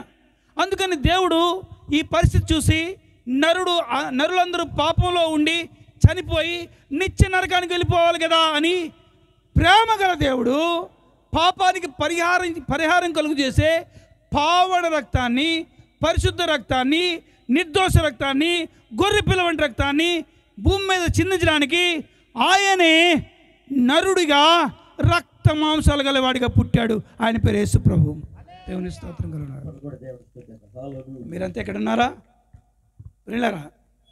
నేను కూడా పుట్టినప్పుడు నా పేరు స్టీవెన్ బాబు కాదు, నా పేరు శ్రీనివాస్ బాబు. శ్రీనివాస్ బాబు అంటే మీకు అర్థమేంటది? మా అమ్మగారు అన్నారు, ఏడుకొండల వెంకన్న బాబు దైవం నువ్వు పుట్టావురా అన్నారు. అమ్మఒడి మొదటి బడి అంటారు కదా, నేను కూడా ఆ మాట నమ్మాను. ప్రతి ఏడాది కొండకి వెళ్ళాను, గుండుకు ఎంచుకున్నాను, తల్లిలా సమర్పించాను అనుకునేవాడిని. మా ఇంట్లో ఉన్న భక్తి వాతావరణం అలాగే ఉండేది. మా ఇంట్లో గది నిండా కొన్ని వందల దేవతల పటాలు ఉండేవి. మా అమ్మగారు తెల్లవారు లేచి తలారా స్నానం చేసి మొహమంతా పసుపు రాసుకొని నుదురు మీద రూపాయలంత బొట్టు పెట్టుకొని ఏదో పూజలు వ్రతాలు చేస్తుండేవారు. నిత్యము ధూప దీప నైవేద్యాలు, మంగళహారతులు, మంగళధ్వనులు. కాబట్టి ఇవన్నీ వెరసి భక్తి వాతావరణం ఉండేది. నేను పుట్టగానే మనకి క్రీస్తు గురించి తెలియదు, దేవుడి గురించి తెలియదు. పుట్టినప్పుడు కుటుంబం తాలూకు అవన్నీ మనకు అబ్బుతాయి. నా కులం ఏంటో నాకు తెలిసింది, మా మతం ఏంటో తెలిసింది, మా ఆచారాలు సంప్రదాయాలు నాకు అబ్బాయి, మా దేవతల భక్తులు నాకు అబ్బాయి. కాబట్టి నేను కూడా ప్రతిరోజు పూజల్లో పాల్గొనేవాడిని. మా అమ్మగారు చెప్పిన రామాయణ భారత గాథలు విన్నప్పుడు మా దేవుళ్ళు మంచోళ్ళు అనుకుని వారిని సంతోషంగా స్వీకరించి వారి గాథలు చదువుతుండేవాడిని. నేను ప్రతిరోజు గుడికి వెళ్తే నాకు మేలు కలుగుతుందని అమ్మ చెప్పినప్పుడు అమ్మ మాట విని ప్రతిరోజు నా ఈడు పిల్లలు చాలామంది రోడ్డు మీద కర్ర పిల్ల కోతి కొమ్మచ్చి అని ఆడుకుంటుంటే, గోలికాయలు ఆడుకుంటుంటే, నేను మాత్రం ఇంత పుట్టాడుగా తలాల స్నానం చేసి గుడికి వెళ్ళి చెవిలో పువ్వు చేతిలో కొబ్బరి చెప్ప. ఇలా నన్ను ఎక్కువ శాతం ప్రజలందరూ చెవిలో పువ్వు చేతిలో కొబ్బరి చెప్తూ, చాలామంది అమ్మలక్కలు వచ్చినప్పుడు నాలాంటి చిన్నపిల్లాడు గుడికి వెళ్ళి వచ్చి ప్రసాదం ఇస్తుంటే మా బాబేమో ఇలా అని మరి మీ ఊళ్ళో అంటారా అనరో తెలియదు. ఎంత మంచి కొడుకు పుట్టే బాబు, మాకు పుట్టాడు దున్నపోతని వాళ్ళ పిల్లల్ని తిట్టడం, నన్ను పొగడ్డం. నేను చాలా మంచోడని ఫీల్ అయిపోయేవాడిని. శ్రీని చూసి నేర్చుకోండిరా అనేవారు. శ్రీని మంచోడు, బుద్ధిమంతుడు, వంచింతల పైకెత్తడు, ఎంత భక్తిపరుడో, ఎంత తెలివైనడో అనేవారు. ఇలా మా జీవితంలో ఈ భక్తిలో నేను పెనవేసుకుపోయాను. 1 కాదు 2 కాదు 22 సంవత్సరాలు ఇలా భక్తి చేశాను. నాకు యేసుప్రభు ఉన్నాడని కానీ, యేసుప్రభు యొక్క గ్రంథం ఉందని కానీ నాకు తెలియదు. మా ఇంటికి వచ్చి ఎవరు కరపత్రిక ఇవ్వలేదు. నేను ఇలాంటి పబ్లిక్ మీటింగ్లో ఎప్పుడు కూర్చొని వాక్యం వినలేదు. మరి ఎలా అండి మీకు తెలిసింది యేసుప్రభు అంటారేమో? జాగ్రత్తగా వినండి. నాకు యేసుప్రభు అంటే తెలీదు, యేసుప్రభు గురించి నాకు ఎవరు చెప్పలేదు. కానీ నేను వెళ్ళాను. ఎందుకు వెళ్ళానో చెప్తాను వినండి. నాకు మొట్టమొదటిసారి నేను 14వ సంవత్సరంలో నాకు కొంతమంది క్రైస్తవులు కనబడ్డారు. వాళ్ళందరూ ఈ నల్ల పుస్తకాలు తీసుకొని, బైబిల్ తీసుకొని చర్చికి వెళ్తున్నారు అనుకుంటాను. మొదటిసారి చూశాను. వాళ్ళని చూడగానే ఒక్కసారి గుండె గతుక్కుమంది. ఎందుకంటే ఎంతమంది ఆడవాళ్ళ భర్తలు ఒకేసారి పుట్టుకుమని చచ్చిపోయేవిడి కర్మ అనుకున్నాను. ఎందుకంటే వాళ్ళ నుదుటి మీద బొట్టులేదు మరి. అప్పుడు ఆ మాట నా పక్కడు చెప్పి, ఏంటంటే ఎంతమంది విధవులు, రే గట్టిగా మాట్లాడరా, వాళ్ళ భర్తలు గుమ్మడికాయలు నిక్షేపంగా ఇంట్లో ఉన్నారన్నాడు. వాట్? వాళ్ళ భర్తలు గుమ్మడికాయలా ఉంటే ఇలా ఏంటో బొట్టు లేకుండా ఇలా ఉన్నారన్నాను. నీకు తెలీదా ఇది క్రైస్తవ మతం అన్నాడు. క్రైస్తవ మతమా అన్నాను. తెలీదు, ఎక్కడ దొరికారు బాబు, క్రైస్తవం తెలియదు, కిరస్తానే వాళ్ళరా అదే అల్లుడు అంటారు కదా, వాళ్ళేరే వీళ్ళు అంటారా, తెలీదా నాన్న. మరి ఎక్కడ దొరికారు, నువ్వు రోజు ఎవడ చచ్చినట్టు రోజు ఇంట్లో ఎడుతుంటారు కదా, వాళ్ళేరా అన్నారు. నేను ఎప్పుడు చూడలేదన్నాను. అరే యేసుప్రభుని నమ్ముతారా, నిన్నగాక మనం పుట్టాడు యేసుప్రభు, మనిషిని నమ్ముతారా అన్నాడు. వాళ్ళు చెప్పలేక ఊరుకుండిపోయాడు. నాకు అవన్నీ వింత క్రీస్తు పట్ల కానీ క్రైస్తవం పట్ల కానీ ప్రేమ పుట్టలేదు, ద్వేషం పుట్టలేదు. వాళ్ళదేదో వాళ్ళు చేసుకుంటున్నాను అనుకున్నాను. అయితే తర్వాత ఒక మాట అన్నాడు. ఆ మాట విన్నప్పుడు నా యొక్క ఆలోచన ధోరణి మారిపోయింది. ఆయన అన్నాడు, అసలు సీక్రెట్ చెప్పమంటావా అన్నాడు. మావాడు ఏంటి సీక్రెటా అన్నాను. వాడికే తెలిసిన సీక్రెట్ నా చెవిలో నెట్టేశాడు. ఇందుకే వాడు ఏమన్నాడు తెలుసా, ఒరేయ్ తెల్లదొరలకి మన దేశం మీద మక్కువ చావలేదురా. అప్పుడు బిజినెస్ పేరు మీద వచ్చారు, మనం తరిమేశాం కదా. ఇప్పుడు మతం పేరు మీద వచ్చి అందరినీ మార్చేసి మళ్ళీ మన దేశాన్ని ఆక్రమించుకోవాలనుకుంటున్నారు అన్నాడు. ఆ మాట నా చెవిలో ఒక చేదు విత్తనంలా పడింది. అది మొక్కై మ్రానై వృక్షంలా పెరిగింది. అక్కడి నుంచి క్రైస్తవులను చూస్తే ఒళ్ళంతా పూనకం వచ్చినట్టు అయిపోయేది.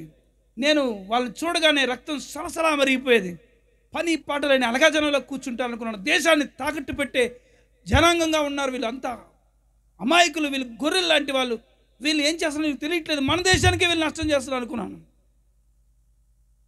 కాసులు కక్కుర్తి పడుతున్నారు, కూటి కోసం కక్కుర్తి పడుతున్నారు అనుకున్నాను. భర్తలు ఇంట్లో పెట్టి రోడ్డు ఎక్కుతున్నారు అనుకున్నాను. క్రైస్తవులను చూస్తే చాలా కోపంతో ఉండేవాడిని. ఇక క్రైస్తవులను నడిపించే పాస్టర్ని చూస్తే ఇంకా ఒళ్ళు మండిపోయేది. నేను అనుకునేవాడిని, కాళ్ళు చేతులు బాగున్నాయి కదా, కుర్రోడికి పని చేసుకోవచ్చు కదా, బైబిల్ చంగన పెట్టుకుని ఇంటికి వెళ్ళి అడుక్కు తింటాడండి వీడు అనుకున్నాను. ఇలాంటి వాళ్ళ వల్ల దేశ ప్రగతి ఆగిపోయింది అనుకున్నాను. నేను అనుకున్నాను, పాస్టర్లు అంటే కట్టుకునేటిని కూల్చేసుకునే అజ్ఞానులు, ఎక్కించెట్టిని నరుకునే మూర్ఖులు అనుకున్నాను. చెడ్డ కోతి వనమంతా చెరిపేసిందంట, అలా వీడు చెడిపి ఊరంతా పాడు చేస్తాడు అనుకున్నాను. నా ముందు నుంచి పాస్టర్లు వెళ్తుంటే పళ్ళు పట కొరుక్కునేవాడిని, ఏదో చెయ్యాలనుకునేవాడిని, చిన్నోడిని చేయలేకపోయేవాడిని. ఒకరితో పాస్టర్లు పొడి చంపేసినా పర్లేదు అనుకునేవాడిని. అలాంటి కోపంతో రగిలిపోయాను. అంతేకాదు, ఈ గ్రంథం బైబిల్ పట్టుకోగానే, ఇది చూడగానే నాకు ఒళ్ళు రక్తం సలసలా మరిగిపోయేది. ఈ గ్రంథం వచ్చింది కదా, నా గ్రంథాలు చదవడం మానేశారనుకున్నాను. నా చేతికి దొరికిన గ్రంథాలని చింపి ముక్కలు చేశాను. 2 సార్లు బైబిల్ మండుతున్న పొయ్యిలో విసిరేశాను. యేసుక్రీస్తు అనే పేరు వింటే తోక తుక్కుని పాములా లేచేవాడిని. యేసుక్రీస్తు ఎవడు, ఎలా దేవుడయ్యాడు, ఎక్కడి నుంచి వచ్చాడు, ఎప్పుడు వచ్చాడు, నిన్నగాక మొన్న దేవుడు అంటాడు, సిగ్గు లేదా, చెప్పాడు బుద్ధి లేదా, వినాడు బుద్ధి లేదా అని అనేవాడిని. ఇలా నా జీవితంలో యేసు ప్రభువును దూషించిన రోజు లేదు, ద్వేషించిన రోజు లేదు. ఇలా బైబిల్ దొరికిన చెంపని పరిస్థితి లేదు. నేను మా అమ్మగారు నాన్నగారు చెప్పిన మాటలు విని నా దేవుల్ని ప్రతిరోజు పూజించేవాడిని. నాకు ఊహ తెలిసినంత నేను నా మట్టుకు నేను వెళ్ళి రామాయణం, భారతం, భాగవతం, భగవద్గీత, మొల్ల రామాయణం, దేవి భాగవతం, బ్రహ్మపురాణం, భవిష్య పురాణం ఇలాంటి గ్రంథాలు చదవడం, వేదాలు చదవడం, ఉపనిషత్తులు 108 ఉపనిషత్తులు చదవడం, శాంతి మంత్రాలు చదవడం, ఇలా నా భక్తి అంతా నా దేవతలతో పెనవేసుకుపోయింది. ప్రతిరోజు నేను దేవుని పూజించేవాడిని. ఎంత మోతాదులు పూజించిన అంతకంటే ఎక్కువ క్రీస్తుని ద్వేషించేవాడిని. సంఘాలని, సంఘంలోని బిడ్డల్ని దూషిస్తూ ఉండేవాడిని. ఇలా నా జీవితంలో ఇంచుమించు 20 సంవత్సరాలు గడిచింది. నేను అనుకున్నాను 16వ సంవత్సరంలో నాకు కొంతమంది ఫ్రెండ్స్ తయారయ్యారు. చిన్నతనం కాబట్టి ఎదిరించలేకపోయాను చర్చిని. కానీ నేను కాస్త టీనేజ్ వచ్చిన తర్వాత అందరూ వచ్చి బాడీ బిల్డింగ్ చేద్దామన్నారు ఫ్రెండ్స్. బాడీ బిల్డింగ్కి వెళ్ళాను. బాక్సింగ్కి వెళ్దామన్నారు, బాక్సింగ్కి వెళ్ళాను. కరాటేకి వెళ్దామన్నారు, కరాటే నేర్చుకున్నాను. ఇలా ఎక్సర్సైజ్ చేసేవాళ్ళు గట్టిగా తింటారు. నేను కూడా ఏం తక్కువ తినలేదు. రోజుకి ఒక 6 డజన్ల గుడ్లు, 1/2 డజన్ గుడ్లు, 6 లీటర్ల పాలు తాగేసేవాడిని బువ్వ కాకుండా. కాబట్టి నాకు కూడా ఒంటికి కండపట్టింది. కండపట్టింది దానికంటే కొవ్వు పట్టింది అంటే బాగుంటుందేమో. నా ఒంటికి కొవ్వే పట్టింది. కొవ్వు పట్టింది అనడానికి ఏంటంటే, మీకు ఒక మాట చెప్తే అర్థమైపోద్ది. కొవ్వు పట్టిందంటే మీకు కూడా నిజమే కొవ్వు పట్టింది అంటారు. ఎందుకంటే నేను 10th వరకు ఉన్న శ్రీనివాస్ని, కాలేజ్ తర్వాత శ్రీనివాస్ని మార్పు చాలా ఉందన్నమాట. 10th వరకు నాకు మాస్టారు, బ్లాక్ బోర్డు తప్ప ఇంకేమీ కనిపించేది కాదు. అసలు ఆడజాతి ఉందని తెలిసేది కాదు నాకు. అందుకే 10th ఫస్ట్ క్లాస్లో పాస్ అయ్యాను. ఇంటర్మీడియట్లోని మాస్టారు, బ్లాక్ బోర్డు తప్ప అన్నీ కనిపిస్తున్నాయి. ముఖ్యంగా అమ్మాయిలు కనిపిస్తున్నారు. రివర్స్ అయిపోయింది. నా కనుగుడ్లకి అదే రోగం వచ్చిందో మాట మాటికి ఇలా వెళ్ళిపోతున్నాయి. పక్కింటే ఇదే కొవ్వు అంటారు. అది లవ్ అనుకున్నాను, కొవ్వే అది. ఇక కాలేజీలోకి వెళ్ళిన తర్వాత నేను కవితలు రాయడం ప్రారంభించేవాడిని. అసలు రోజు జ్వరం వచ్చేసేది నాకు. అంటే ఒంటికి కాదు, మనసుకు వచ్చేసేది. నిద్ర పట్టేది కాదు. మంచమే పడుకుంటే ఒళ్ళు వేడెక్కిపోయేది. దుప్పటి కింద దుప్పటి మూసుకొని కళ్ళు మూసుకుంటే కన్ను రెప్పల్లోనికి అమ్మాయిలు దూరం నవ్వేవారు. రాత్రంతా నిద్ర పట్టేది కాదు. రాత్రంతా ఆలోచించడం, ఒక అమ్మాయికి ప్రేమలకు రాయడం, ఒక అమ్మాయికి ఇవ్వడం. మరుసటి రోజంతా ఆలోచించడం, ఇంకో ప్రేమలకు రాయడం, ఎందుకైనా మంచిది సేఫ్ సైడ్ ఇంకో అమ్మాయికి ఇవ్వడం. ఇలా కాలేజీలో ఉన్న అందరూ అమ్మాయి నేను ఒక్కడిని ప్రేమించాలనుకోవడం. ఎవడైనా ఏ అమ్మాయిని ఎత్తికిపోతాడని కంగారు. ఇలాగ పిచ్చి ముదిరింది నాకు. ప్రతి అమ్మాయికి నేనే బాడీ గార్డ్ని అయిపోయాను. నేను చేసే పనులన్నీ చెప్తే మీరు చెడిపోతారు కాబట్టి ఇక్కడ ఆపుతాను. అయితే ఎందుకు చెప్పారంటారేమో, నాకు కొవ్వు పట్టిందని చెప్పడానికి చెప్పాను. ఎందుకు చెప్పారంటారేమో, ప్రతిరోజు గుడికి వెళ్తానని చెప్పాను కదా. చెవిలో పువ్వు చేతులు కాబట్టి చెప్పు. ప్రతిరోజు వెళ్తున్నాడు, ఇప్పుడు కూడా కాలేజీలో కూడా. అది చేస్తూ కూడా ఈ పాపంలో పడిపోయాను. అసలు పాపం అంటే నాకు తెలియలేదు అక్కడ. పాపం అంటే ఏంటో చెప్పేవాళ్ళు లేరు అక్కడ. కాబట్టి నేను నా జీవితంలో ఎంతో నష్టపోయాను. నేను లోపల పూర్తిగా చెడిపోయాను, పైకి మాత్రం భక్తి వేషం కట్టాను. యోగి వేమన ఏమంటాడు తెలుసా?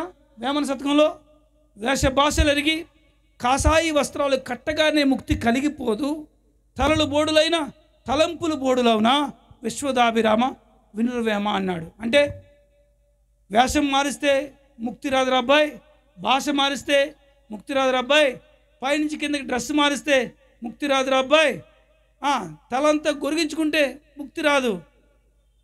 నీవు లోపల గుజ్జు మారాలి, లోపల హృదయం మారాలి అని చెప్పాడు. యోగి వేమన ఏమి క్రైస్తవుడు కాదండి, ఆయన సంఘ సంస్కర్త. కాబట్టి అంతరంగం మారకుండా ఏ విధమైన మార్పు చేసినా అది మార్పు. కానీ నేనైతే పైకి భక్తి గలవాడిగా కనిపిస్తున్నాను, లోపల మాత్రం అంతులేని కాముకత్వం. పాడైపోయాను, చెడిపోయాను. ఇక నా కనుదృష్టి అంతా కూడా వీధుల్లో ఉన్న ఆడవాళ్ళ మీద పడేది. ఆ విధంగా బొత్తిగా భ్రష్టుడిని అయిపోయాను. అయితే పైకి మాత్రం ఎవరికి దొరకలేదు. కానీ నేను పాపం చేశాను, నాకు తెలియకుండా అలా కొనసాగుతూ ఉన్నాను. ఇంటర్మీడియట్ అయ్యేసరికి నాకు కాస్త బ్యాచ్ ప్రారంభమైంది. నాకు ఫ్రెండ్స్ వచ్చారు, గొడవలు, తగువులు, బలం పెరిగింది. అప్పుడు ఏమనుకున్నానంటే, నేను చచ్చిపోయే వరకు నా దేశంలో చాప కింద నీరులా విస్తరిస్తున్న క్రైస్తవ్యాన్ని చూస్తూ ఊరుకోకూడదు. ఎవడో వచ్చి నా మతాన్ని కాపాడాలని నేను అనుకోవడం ఏంటి? ఈ క్రైస్తవ మతాన్ని కూకటి వేలతో పెకిలించేసే ఉద్యమానికి నేనే నాయకుడిని కావాలనుకున్నాను. నాకు కొంతమంది శిష్యులను తయారు చేయాలనుకున్నాను. ఒక్క క్రైస్తవుడు కూడా ఉండకూడదు, ఒక్క చర్చి కూడా ఉండకూడదు. ఈ మాటలు నేను 1986, 87లో మాట్లాడుకున్న మాటలు. అప్పటికి 2G లేదు, 3G లేదు, 4G లేదు, 5G లేదు. అందుకని యూట్యూబ్లు లేవు, అందుకని నా వీడియోలు ఏమి లేవు. కానీ ఆ రోజులు అగ్రెసివ్గా తిరిగేవాడిని. కనిపించే ప్రతి క్రైస్తవుని హిందూగా మార్చేయాలి, అది నా తలంపు, అదే దృక్పథం. చచ్చిపోయే వరకు అలా పనిచేద్దాం అనుకున్నాను. అందుకని నేను అప్పుడు 17-18 సంవత్సరాల ప్రారంభించి కనిపిస్తున్న ప్రతి క్రైస్తవుణ్ణి నేను కూర్చోబెట్టి హైందవ మతం గొప్పతనం చెప్తూ వారిని కలవరపరుస్తుండేవాడిని. ఇలా నేను అలా చేస్తూ క్రైస్తవుల్ని మారిస్తే నాకు పెద్ద కిక్ అనిపించలేదు. విశ్వాసులు మారిస్తే ఏంటి, పాస్టర్ మీద పెట్టాలనుకున్నాను దృష్టి. ఫోకస్ అంతా పాస్టర్ మీద పెట్టాను. నా ఉద్దేశం ఏంటంటే ఒక్క పాస్టర్ని మార్చేస్తే 4-5 బ్రాంచ్లు పోతాయి, 500 మంది పోతారు ఒకేసారి. కాబట్టి కొద్దిగా టైం ఎక్కువ తీసుకున్నా సరే పాస్టర్ మీద పెడదాం అనుకున్నాను. అప్పుడు ఎవడైనా పాస్టర్ ఒంటరిగా దొరకాలి, తస్సదియా తడాకా చూపిస్తాను అనుకునేవాడిని. ఇదే నా అన్వేషణ. ఇలా అన్వేషిస్తున్న నాకు ఒక మంచి అవకాశం దేవుడు ఇచ్చాడు. ఇస్తాడు కదండి. కర్ర వంపు పోయి తీరుస్తుందని సామెత. ప్రతి మూర్ఖుడు వంపు ఎలా వంచాలో దేవుడు తెలుసు. ఆవిడ నేను అలా విర్రవీగిపోతూ వెతుకుతున్నప్పుడు నాకు ఒక అవకాశాన్ని ఇచ్చాడు. అది 1992 నవంబర్ మాసం 17వ తారీఖు ఉదయం 6 గంటలకి. ప్రదేశం పేరు దాండేలి. దాండేలి అంటే కర్ణాటక రాష్ట్రం. అది బెంగళూరుకి 500 కిలోమీటర్ల దూరంలో హోస్పేట్ ప్రక్కన ఉంటుంది. అక్కడికి మీరు ఎందుకు వెళ్ళారు అంటారేమో. నేను అప్పుడు నా చదువు పూర్తి చేసి విశాఖపట్నంలో స్టీల్ ప్లాంట్కి అనుబంధ సంస్థ అయినా ఒక సంస్థలో జాయిన్ అయ్యాను. వాళ్ళు దాండేలిలో ఉన్న దాండేలి ఫెర్రో ఎలాయ్స్ లిమిటెడ్ అనే కంపెనీకి మా కంపెనీ నుంచి మెటీరియల్ పంపించేవారు. అది మాకు పెద్ద కస్టమర్ అనమాట. ఎక్కువ బిజినెస్ ఇచ్చేవారు. వాళ్ళు సరుకు తీసుకునేవారు కానీ డబ్బులు ఇచ్చేవారు కాదు. అప్పుడు వాళ్ళతో గొడవ పడ్డ విషయం లేక నన్ను ఇక్కడి నుంచి అక్కడికి పంపించి అక్కడ వాళ్ళతో మంచిగా మాట్లాడి కొత్త ఆర్డర్లు తీసుకొని పాత మెటీరియల్ కోసం డబ్బులు వసూలు చేసే పనికి పెట్టారు. నేను వాళ్ళతో మంచి సంబంధం కలిగి ఉండాలి. ప్రతిరోజు దాండేలిలో స్టేట్ లాడ్జ్ అనే లాడ్జ్లో ఉండి ఉదయం స్నానం చేసి ఆఫీస్కి వెళ్ళి నా పని చూసుకుని వచ్చేవాడిని. ఆ రోజు కూడా అలాగే స్నానం చేద్దాం అనుకున్నాను. సోప్ అయిపోయింది కదా అని చెప్పి నేను లాడ్జ్కి తాళం వేసి కిందకి వెళ్ళి అక్కడ పాన్ షాప్లో ఒక సోప్ కొనుక్కుందాం అనుకున్నాను. అక్కడ దగ్గరికి వెళ్తుంటే తెలుగు మాటలు వినిపిస్తున్నాయి. మరి కన్నడ మాట్లాడే వాళ్ళు వచ్చి తెలుగు కూడా దొరికాడు అనుకున్నాను. పరిచయం చేసుకుందాం దగ్గరికి వెళ్ళాను. వెళ్తుంటే ఆ లోపల కూర్చున్న వ్యక్తి పాస్టర్ అని తెలిసింది. నేను దగ్గరికి వెళ్ళేసరికి యేసుక్రీస్తు అందరికీ ప్రభు అంటున్నాడు. నాకు ఒళ్ళు మండిపోయింది. రామేశ్వరం వెళ్ళిన శనేశ్వరం తప్పదన్నట్టు ఇక్కడ ఏరా అనుకున్నాను. ఇలాంటి వాళ్ళ దగ్గర సోప్ కొనకూడదు అనుకున్నాను. తిట్టుకొని 2 అడుగులు వెనక్కేసాను. సడన్గా గుర్తొచ్చింది ఏమనంటే ఒక పాస్టర్ ఒంటరిగా దొరికితే తడక చూపిస్తున్నావు కదా, దొరికాడు కదా అని. ఇక అంతే, ఒక అగ్నిపర్వతం బద్దలవడానికి సిద్ధంగా ఉన్నట్టు అయిపోయింది. ఆఫీస్కి ఫోన్ చేశాను, ఎస్టీడీ చేసి, అయ్యా ఈరోజు నాకు ఒంట్లో బాగాలేదు, ఆఫీస్కి వెళ్ళట్లేదని. ఈరోజు ఈ పాస్టర్ అంత చూద్దాం అనుకున్నాను. చాలా సీరియస్గా రుసరుసలాడుతలేను, నీతో మాట్లాడాలి అన్నాను. రండి కూర్చోండి అన్నాడు ఆయన. నేను చాలా సీరియస్గా అన్నాను. ఆయన చాలా సులువుగా చెప్తున్నాడు, మృదువుగా. నన్ను చూసి భయపడ్డాడు ఈ పాస్టర్ అనుకున్నాను. కాస్త ధైర్యం తెచ్చుకున్నాను. యుద్ధానికి వెళ్ళే ముందు ఒక లుక్ వేయాలి కదా. ఆ పాస్టర్ని ఎగదిగా చూశాను. నిజం చెప్పొద్దు, ఆ పాస్టర్ ఎలా ఉన్నాడు తెలుసా? చెప్పాలవద్దా? ఆ పాస్టర్ నల్లగా పాత చింతపండి అనుకోండి అలా ఉన్నాడు. లావుగా తుమ్మూతులా ఉన్నాడు. నేనే బెటర్ అనుకున్నాను. ఇక ఆ పాస్టర్ చదువు అంచనా వేశాను. బహుశా చదివి ఉంటే 7ో 8ో చదువుంటాడంతే. నేనే బెటర్ అనుకున్నాను. ఆ పాస్టర్ తెలుగు ఎలా మాట్లాడుతున్నాడు చూశాను. కన్నడవాడు కాబట్టి తెలుగు బెక్కుని మాట్లాడుతున్నాడు. నేనే బెటర్, నేను అనర్గళంగా మాట్లాడుస్తాను అనుకున్నాను. ఇక ఏ విధంగా చూసినా తిరగలేదు, నాకే గెలుపు ఖాయమైపోయింది. అప్పుడు మనసులోంచి రెచ్చిపోని సౌండ్ వస్తుంది. ప్రొసీడ్ అన్నది మనసులో అనుకున్నాను. దొరక మంచి బోని బేర దొరికింది అనుకున్నాను. ఇలాంటి చాలా ఈజీగా ఓడించి వచ్చి అనుకున్నాను. వెనక ముందు చూడలేదు. ఆయన కూర్చోండి అంటాడు. ఏంటి ఆయన కూర్చోవడం? అన్నం తిన్నావా, గడ్డి తింటావా, మనిషివా పశువా, సిగ్గులేదా? భారతదేశంలో పుట్టి భారతీయులు తాగి భారతీయ ఉప్పు కర తిని భారతీయ తిండి తిని ఎవడా యేసు ప్రభు ఎక్కడి నుంచి వచ్చాడు? నిన్న కామని దేవుడు సిగ్గులేదా, నీకేం తెలుసా, మనకు ముక్కోటి దేవతలు లేరా అని గట్టి అరుస్తున్నాడు. అప్పుడు కానీ అర్థం కాలేదు. సార్ గొడవైంది సార్, కూర్చోండి సార్ అన్నాడు. నన్ను చూసి భయపడ్డాడు అనుకున్నాను. ఈ టైంలో తగ్గకూడదు అనుకున్నాను. గేర్ మార్చి టాప్ గేర్లోకి వెళ్ళాను. ఇప్పుడు బతులాడుతున్నావు అంటయ్యా, సిగ్గుపడవయ్యా, ఇప్పుడు బతులాడుతున్నాడు, నువ్వు అడుక్కు తింటున్నావు, నీ పిల్లని అడుగు తినేలా చేస్తున్నావు, సిగ్గుపడాయా, ఎవడిచ్చాడు నీకు అధికారం అని అన్నాను. నువ్వేదో పెద్ద జ్ఞానవంతుడు అని తెలివైన ఫీల్ అయిపోతున్నావు. ఏంటి మీకు తెలుసా, పెద్ద బైబిల్ చదివే జ్ఞానం అనుకుంటారు మీరు. కూపస్థ మండుకం అంటే నూతుల కప్పలాగా మీరు నుయ్యంత తిరిగేసి ప్రబంధుడు ఫీల్ అయిపోతున్నారు. బైబిల్ వాడు చదివి మీకేం తెలుసా, మీకేం తెలుసు, ఇందుకు గ్రంథాలు చదివారా అని గట్టి కలుస్తున్నాను. ఎవడో తెల్లదొర వచ్చి 1000 రూపాయలు పడితే వాడు మోచిప్పలు నీళ్ళు తాగుతున్నారు, సిగ్గులేదా? నాన్ స్టాప్గా అరుస్తున్నాను. ఆయన అన్నాడు ఒకే ఒక మాట, చటుక్కుని అన్నాడు, టక్కు నోరు మూసాను. ఎందుకు ఆయన ఏమిటో తెలుసా, సార్ ఎందుకంటే అలా అరుస్తారు, అసలు మీరు చెప్పేవి కరెక్ట్ కాదు, అసలు మీరు చెప్పేది తప్పని మీ నోటితో చెప్పిస్తాను, కంగారు ఎందుకు అన్నాడు. వాట్, నేను చెప్పేవని తప్పని చెప్పడమే ఒక సాహసం, మళ్ళీ నాన్నతో చూపిస్తావా, అంత మొనగాడువా అని కూర్చున్నాను. అప్పుడు అన్నాడు గొడవ ఎందుకు, నేను మేము ప్రశ్నలు అడుగుతాను మీరు చెప్పండి, మీరు నన్ను ప్రశ్నలు అడగండి చెప్తాను నేను, అంతే సింపుల్ అన్నాడు. సరేలే అనుకున్నాను మనసులో ఆఫ్టర్ ఏదైతే వచ్చేది నువ్వు నన్ను ప్రశ్న అడిగాడు అనుకున్నాను. నేను అసలు తెలివైన అనుకున్నాను ఫీలింగే. లోపల మాత్రం నాకు నచ్చినంతసేపు గట్టిగా అడుక్కో అనుకొని పైకి మాత్రం సంస్కారం కోసం అడుగు అని కూర్చున్నాను. అంతే, అలా కూర్చోవడమే తెలిసింది. తర్వాత ఆయనకి నాకు 2 గంటల సేపు ఆర్గ్యుమెంట్ జరిగింది. అరుపులు కేకలతో ప్రారంభమై ఆవేశం చల్లారి ఆలోచనతో ముగిసింది. ఆ రోజు మనిషిలోంచి దేవుడు మాట్లాడతాడని మొట్టమొదటిసారి నాకు తెలిసింది. దేవుని స్తోత్రం. ఆ రోజు హృదయం అనే గదిలో చీకటి ఉంటే ఆ మనిషి ఎంత దారుణంగా ప్రవర్తిస్తాడో నాకు అర్థమైంది. చీకటి తొలగిపోయిన తర్వాత ఆ మనసు ఎంత ప్రశాంతంగా ఉంటుందో నాకు అర్థమైంది. ఆ రోజు నా కళ్ళ మీద ఉన్న 2 పొరలు రాలిపోవడం నాకు అర్థమైంది. ఆ రోజు నా కేంద్ర నాడీమండల వ్యవస్థలో చచ్చుబడిపోయి నిర్వీర్యంగా ఉన్న ఆలోచనలు బద్ధకంగా కళ్ళు తెరిచి ఆరోగ్యంగా పనిచేయడం ప్రారంభించాయి. ఆ రోజు ఇది కూడా నిజమే కదా, ఇలా కూడా ఆలోచించాలి కదా అని నాకు తెలియని కొత్త విషయాలు నేర్చుకుంటానని అప్పుడే నాకు తెలిసింది. ఈరోజు నాకు అన్నీ తెలుసు అనుకున్నాను కానీ నాకేమీ తెలియదని అర్థమైంది. ఆ రోజు దేవుడు అంటే ఏంటి, దేవుడు ఎలా ఉంటాడు, దేవుని యొక్క గుణలక్షణాలు ఏంటి, దేవుడు యొక్క సరళత, స్పష్టత, పరిశుద్ధత, ఇవన్నీ కూడా నాకు ఆ రోజు అర్థమైనప్పుడు నేను ఆ సేవకుని నోటి మాటల్లో ఉన్నాయి జ్ఞానాన్ని ధృవీకరించలేకపోయాను. ప్రియులారా నమ్మండి, ఆ రోజు ఆయన బైబిల్లో ఒక్క వచనం కూడా చెప్పలేదు నాకు, కానీ కామన్ సెన్స్కి ఆలోచన కలిగించే మాటలు చిన్న ప్రశ్నలు వేశాడు.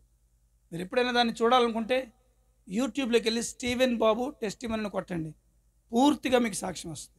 ఇప్పుడు సమయం కూడా అయిపోయింది కాబట్టి అయితే అవన్నీ ఆయన నన్ను అడిగిన ప్రశ్నలు వాటి సారాంశాన్ని ఒక మిక్సీ జార్లో వేసి జర్రుని తిప్పి ఆ జ్యూస్ ఏదో మీకు ఇచ్చేస్తాను, ఆ తర్వాత మేము ముగించడానికి బాగుంటుంది. ఎందుకు అదేంటి, ఆయన ఏమన్నాడంటే అసలు తీర్పు తీర్చే దేవుడు బోన్లో ఉండే ముద్దాయికి తీర్పు తీర్చే అధికారం కలిగి ఉంటారంటే ముద్దాయి చేసిన తప్పే అక్కడ కూర్చున్న దేవుడు కూడా చేస్తే ఏముంది లాభం? కాబట్టి దేవుడు పరిశుద్ధుడై ఉండాలి అన్నాడు. అప్పుడు నాకు అనిపించింది కరెక్టే కదా, కామన్ సెన్స్కి పరిశుద్ధుడిగా ఉండాలి, నీతిగా ఉండాలి, యథార్థంగా ఉండాలి, నమ్మదగిన వాడిగా ఉండాలి, సత్యమే మాట్లాడాలి. ఈ మాటలు చెప్తున్నప్పుడు నేను కాదు అనలేకపోయాను. దేవుడు ఇలాగే ఉండాలి కదా. మళ్ళీ అలాంటి లోపాలను వారు మరి ఎలా లోపం ఉన్న వ్యక్తిని సరిచేయగలరు అన్నప్పుడు ఆలోచనలో పడ్డాను. నేను ఆయన మాట్లాడిన మాటల్లో కనీసం 67 వర్గాలు జయించాలి అన్నాడు. కామం, క్రోధం, లోభం, మోహం, మదం, మత్సరం, వీటిని జయించి ఉండాలి కదా. మీరు వెళ్తున్న మార్గంలో జయించిన వారు ఉన్నారా అని ఆలోచిస్తే కామంతో రగిలిపోయిన వారు కనిపించారు, క్రోధంతో మనుషుల పీకలు నరికేసిన వారు కనిపించారు, మదంతో మత్సరంతో కుర్చీ కాపాడని నానా రాజకీయాలు చేసిన వారు ఉన్నారు, అబద్ధం ఆడిన వారు, ఆడి తప్పిన వారు ఉన్నారు. ఇలా ఎన్నో లోపాలను వారిని నేను ఎలా పరిపూర్ణంగా సార్వభౌముడైన దేవుడికి సమానంగా ఎంచుతున్నానో అర్థం కాలేదు. ఆ రోజు ఆయన అన్నాడు, దేవుడు కూడా తప్పు చేశాడని బాధపడతాడా, దేవుడు భయపడతాడా, దేవుడు పారిపోతాడా, దేవుడు పిరిక్గా ఉంటాడా, దేవుడు సార్వభౌముడు కదా, ఆయన అనంత జ్ఞాని కదా, అలా ఉండాలి కదా, ఆయన తన మహత్తు గల మాట చేత సమస్తాన్ని నిర్వహించగలగాలి కదా అన్నప్పుడు కరెక్టే కదా అనిపించాను.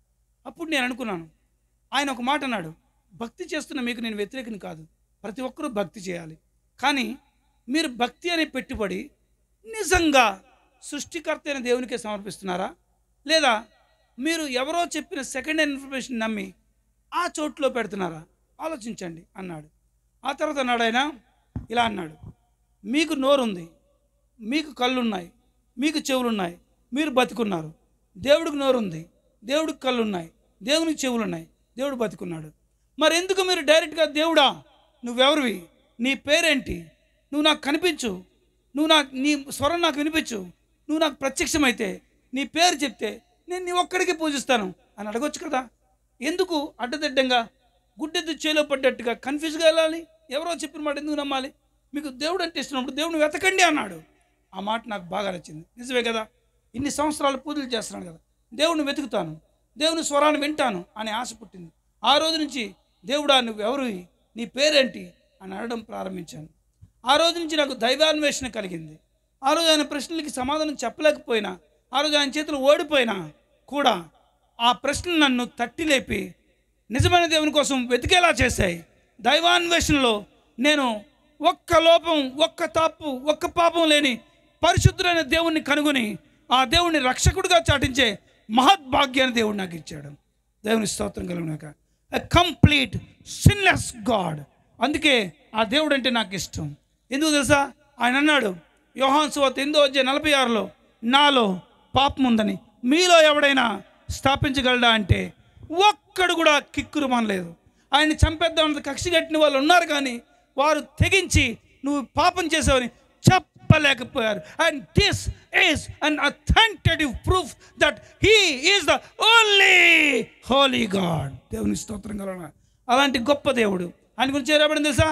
ఆయన పాపము లేనివాడు అని మాత్రమే కాకుండా 1 పేతురు 2:22 ఆయన నోటి కపటం లేదు, ఆయన పాపం చెయ్యలేదు అని ఉంది. పాపం లేనివాడు అంటే జన్మ పాపం లేనివాడు, పాపం చెయ్యలేదు అంటే కర్మ పాపం లేనివాడు. జన్మ కర్మ పాపం లేనివాడే కదా జన్మ కర్మ పాపం కల మనిషిని బాగు చేయగలడు. నా కామన్ సెన్స్ చెప్తుంది, అవును నాలో జన్మ పాపం ఉంది, కర్మ పాపం ఉంది. నా పాపాన్ని పరిహరించేవాడు జన్మ పాపం లేనివాడై ఉండాలి, కర్మ పాపం లేనివాడై ఉండాలి. ఇదిగో ఈయనలో జన్మ పాపం లేదు, కర్మ పాపం లేదు. ఆయన అంటున్నాడు నాలో పాపం ఉందని మీలో ఎవడైనా స్థాపిస్తాడా అంటే ఒక్కడు కూడా ముందుకు రాలేకపోయాడు. ఆయన అంటాడు, ఆయన గురించి బైబిల్ రాయబడింది 2 కొరింథీ 5:21లో, ఆయన యందు మనం దేవుని నీతిగా మారినట్లు పాపం ఎరుగని ఆయన మన కోసం పాపంగా చేయబడ్డాడు. పాపం ఎరుగని ఆయన 2 కొరింథీ 5:21లో పాపం ఎరుగడట, పాపం ఎరగని దేవుడు ఆయన. అంతేకాదు బైబిల్ చెప్తుంది హెబ్రీ పత్రిక 7:26, పవిత్రుడు, నిర్దోషి, నిష్కల్మషుడు, పాపుల్లో చేరక ప్రత్యేకంగా ఉన్నవాడు, ఆకాశమణి కంటే మిక్కిలి హెచ్చైన వాడు, ఇదిగో ఇట్టి ప్రధానాధికుడు మనందరికీ సరిపోయినవాడు. దేవుని స్తోత్రం కలుగునాక. ఎంత మంచి దేవుడు అండి ఆయన. కంప్లీట్గా పాపము లేని దేవుడు, పాపము లేని దేవుడు నరుడుగా మారాడు. 5వది పాపము లేని గొర్రెపిల్లగా ఆయన వచ్చాడు. 6వది రక్షణ ఆయన ద్వారానే మనకు అనుగ్రహించడానికి సిలువలో ప్రాణం పెట్టాడు. 7వది దేవుని స్తోత్రం కలుగును కాక. 7 వింతలు క్రిస్మస్ ద్వారా చింతలన్నీ తీర్చి పాపంలో ఉన్న మ్రగ్గిపోతున్న మానవ జాతికి, మరణ భయంతో మ్రగ్గిపోతున్న మానవ జాతికి పరిపూర్ణమైన నిరీక్షణ కలిగించేలాగా పాపమంతా ఉచితంగా పరిహరించి, ఉచితంగా నీతిమంతత్వాన్ని ఇచ్చి, ఉచితంగా పరిశుద్ధత ఇచ్చి, ఈ క్షణం చనిపోతే మరుక్షణం పరలోకం వెళ్ళే, మోక్షానికి వెళ్ళే, స్వర్గనగరానికి వెళ్ళే అద్భుత భాగ్యాన్ని యేసుక్రీస్తునికి ఇస్తున్నాడు. దేవుని స్తోత్రం కలుగుగాక. మన ఆత్మ పరమాత్మలో లీనమవ్వాలనేది మన ఆశ అయితే ఆ ఆశ యేసుక్రీస్తునికి తీరుతుంది. ఎందుకంటే ఆయన పాపం లేనివాడు, పాపం లేని ఆయన పరిశుద్ధ దాచుకోలేదు.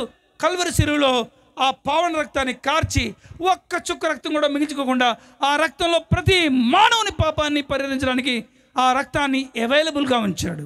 ఈ రోజున నమ్మిన ప్రతి వారికి ఆ రక్తంలో వారి జన్మ కర్మ పాపాలు ప్రక్షాళన అవుతాయి.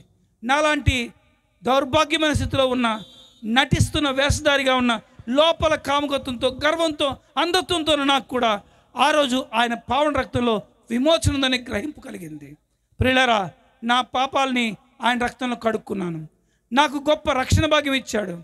అందుకనే నా జీవితంలో పరిపూర్ణ మార్పు వచ్చింది. కులంలో మార్పు రాలేదు, మతంలో మార్పు రాలేదు, కానీ యేసుక్రీస్తు రక్తంలో కడుగుబడి యేసుక్రీస్తు వాక్యపు వెలుగులో నడుస్తున్నాను. ఈరోజు భూమి మీద సమాధానం శాంతి అనుభవిస్తున్నాను. చనిపోతే మరుక్షణం పరలోక రాజ్యం వెళ్తే నాకు నిశ్చయిత నాకు ఉంది. ఈరోజు అలాంటి నిశ్చయిత నీకుందా? సహోదరుడా, తమ్ముడు, అన్న, అలా నిశ్చయిత లేకపోతే నువ్వు ప్రమాదంలో ఉన్నావేమో చూసుకో.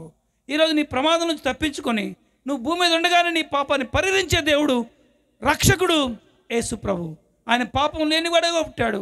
నీకోసం నువ్వు పుట్టకముందే ప్రాణం పెట్టాడు. నీకోసం తన పావన రక్తాన్ని సిద్ధంగా ఉంచాడు. నువ్వు ప్రభువా నా హృదయాన్ని కడుగు అన్న మరుక్షణం ఆ రక్తంలో నీ హృదయాన్ని కడుగుతాడు. నీ పాప భారాన్ని తీసివేస్తాడు. మొన్న ఆయన రక్షించబడ్డాడు, నేను రక్షించబడ్డాను. బహుశా ఈరోజు నువ్వు రక్షించబడతావేమో. అందుకే ఈ క్రిస్మస్ ఏమో. కాబట్టి ఈరోజు నీ కోసం ఆయన చేతులు చాపి నీ రక్షణ కోసం ఎదురు చూస్తున్నాడు. ఇదే క్రిస్మస్ సందేశం. చింతలు తీర్చే వింతల క్రిస్మస్. 7 వింతలు జరిగాయి, 7 చింతలు తీరిపోయాయి. ఈ దేవుడిని నువ్వు అంగీకరిస్తే నువ్వు ఈ రోజు నుంచి 8వ వింతగా మారిపోతావు. You are going to become 8th wonder to this world. అలాంటి గొప్ప భాగ్యం ప్రభు నీకు అనుగ్రహించును గాక. God bless you. అలాగే కళ్ళు మూసుకొని ఒకసారి విన్న వాక్యాన్ని మళ్ళీ మనం పరిశీలన చేసుకుందాం. నిజమే,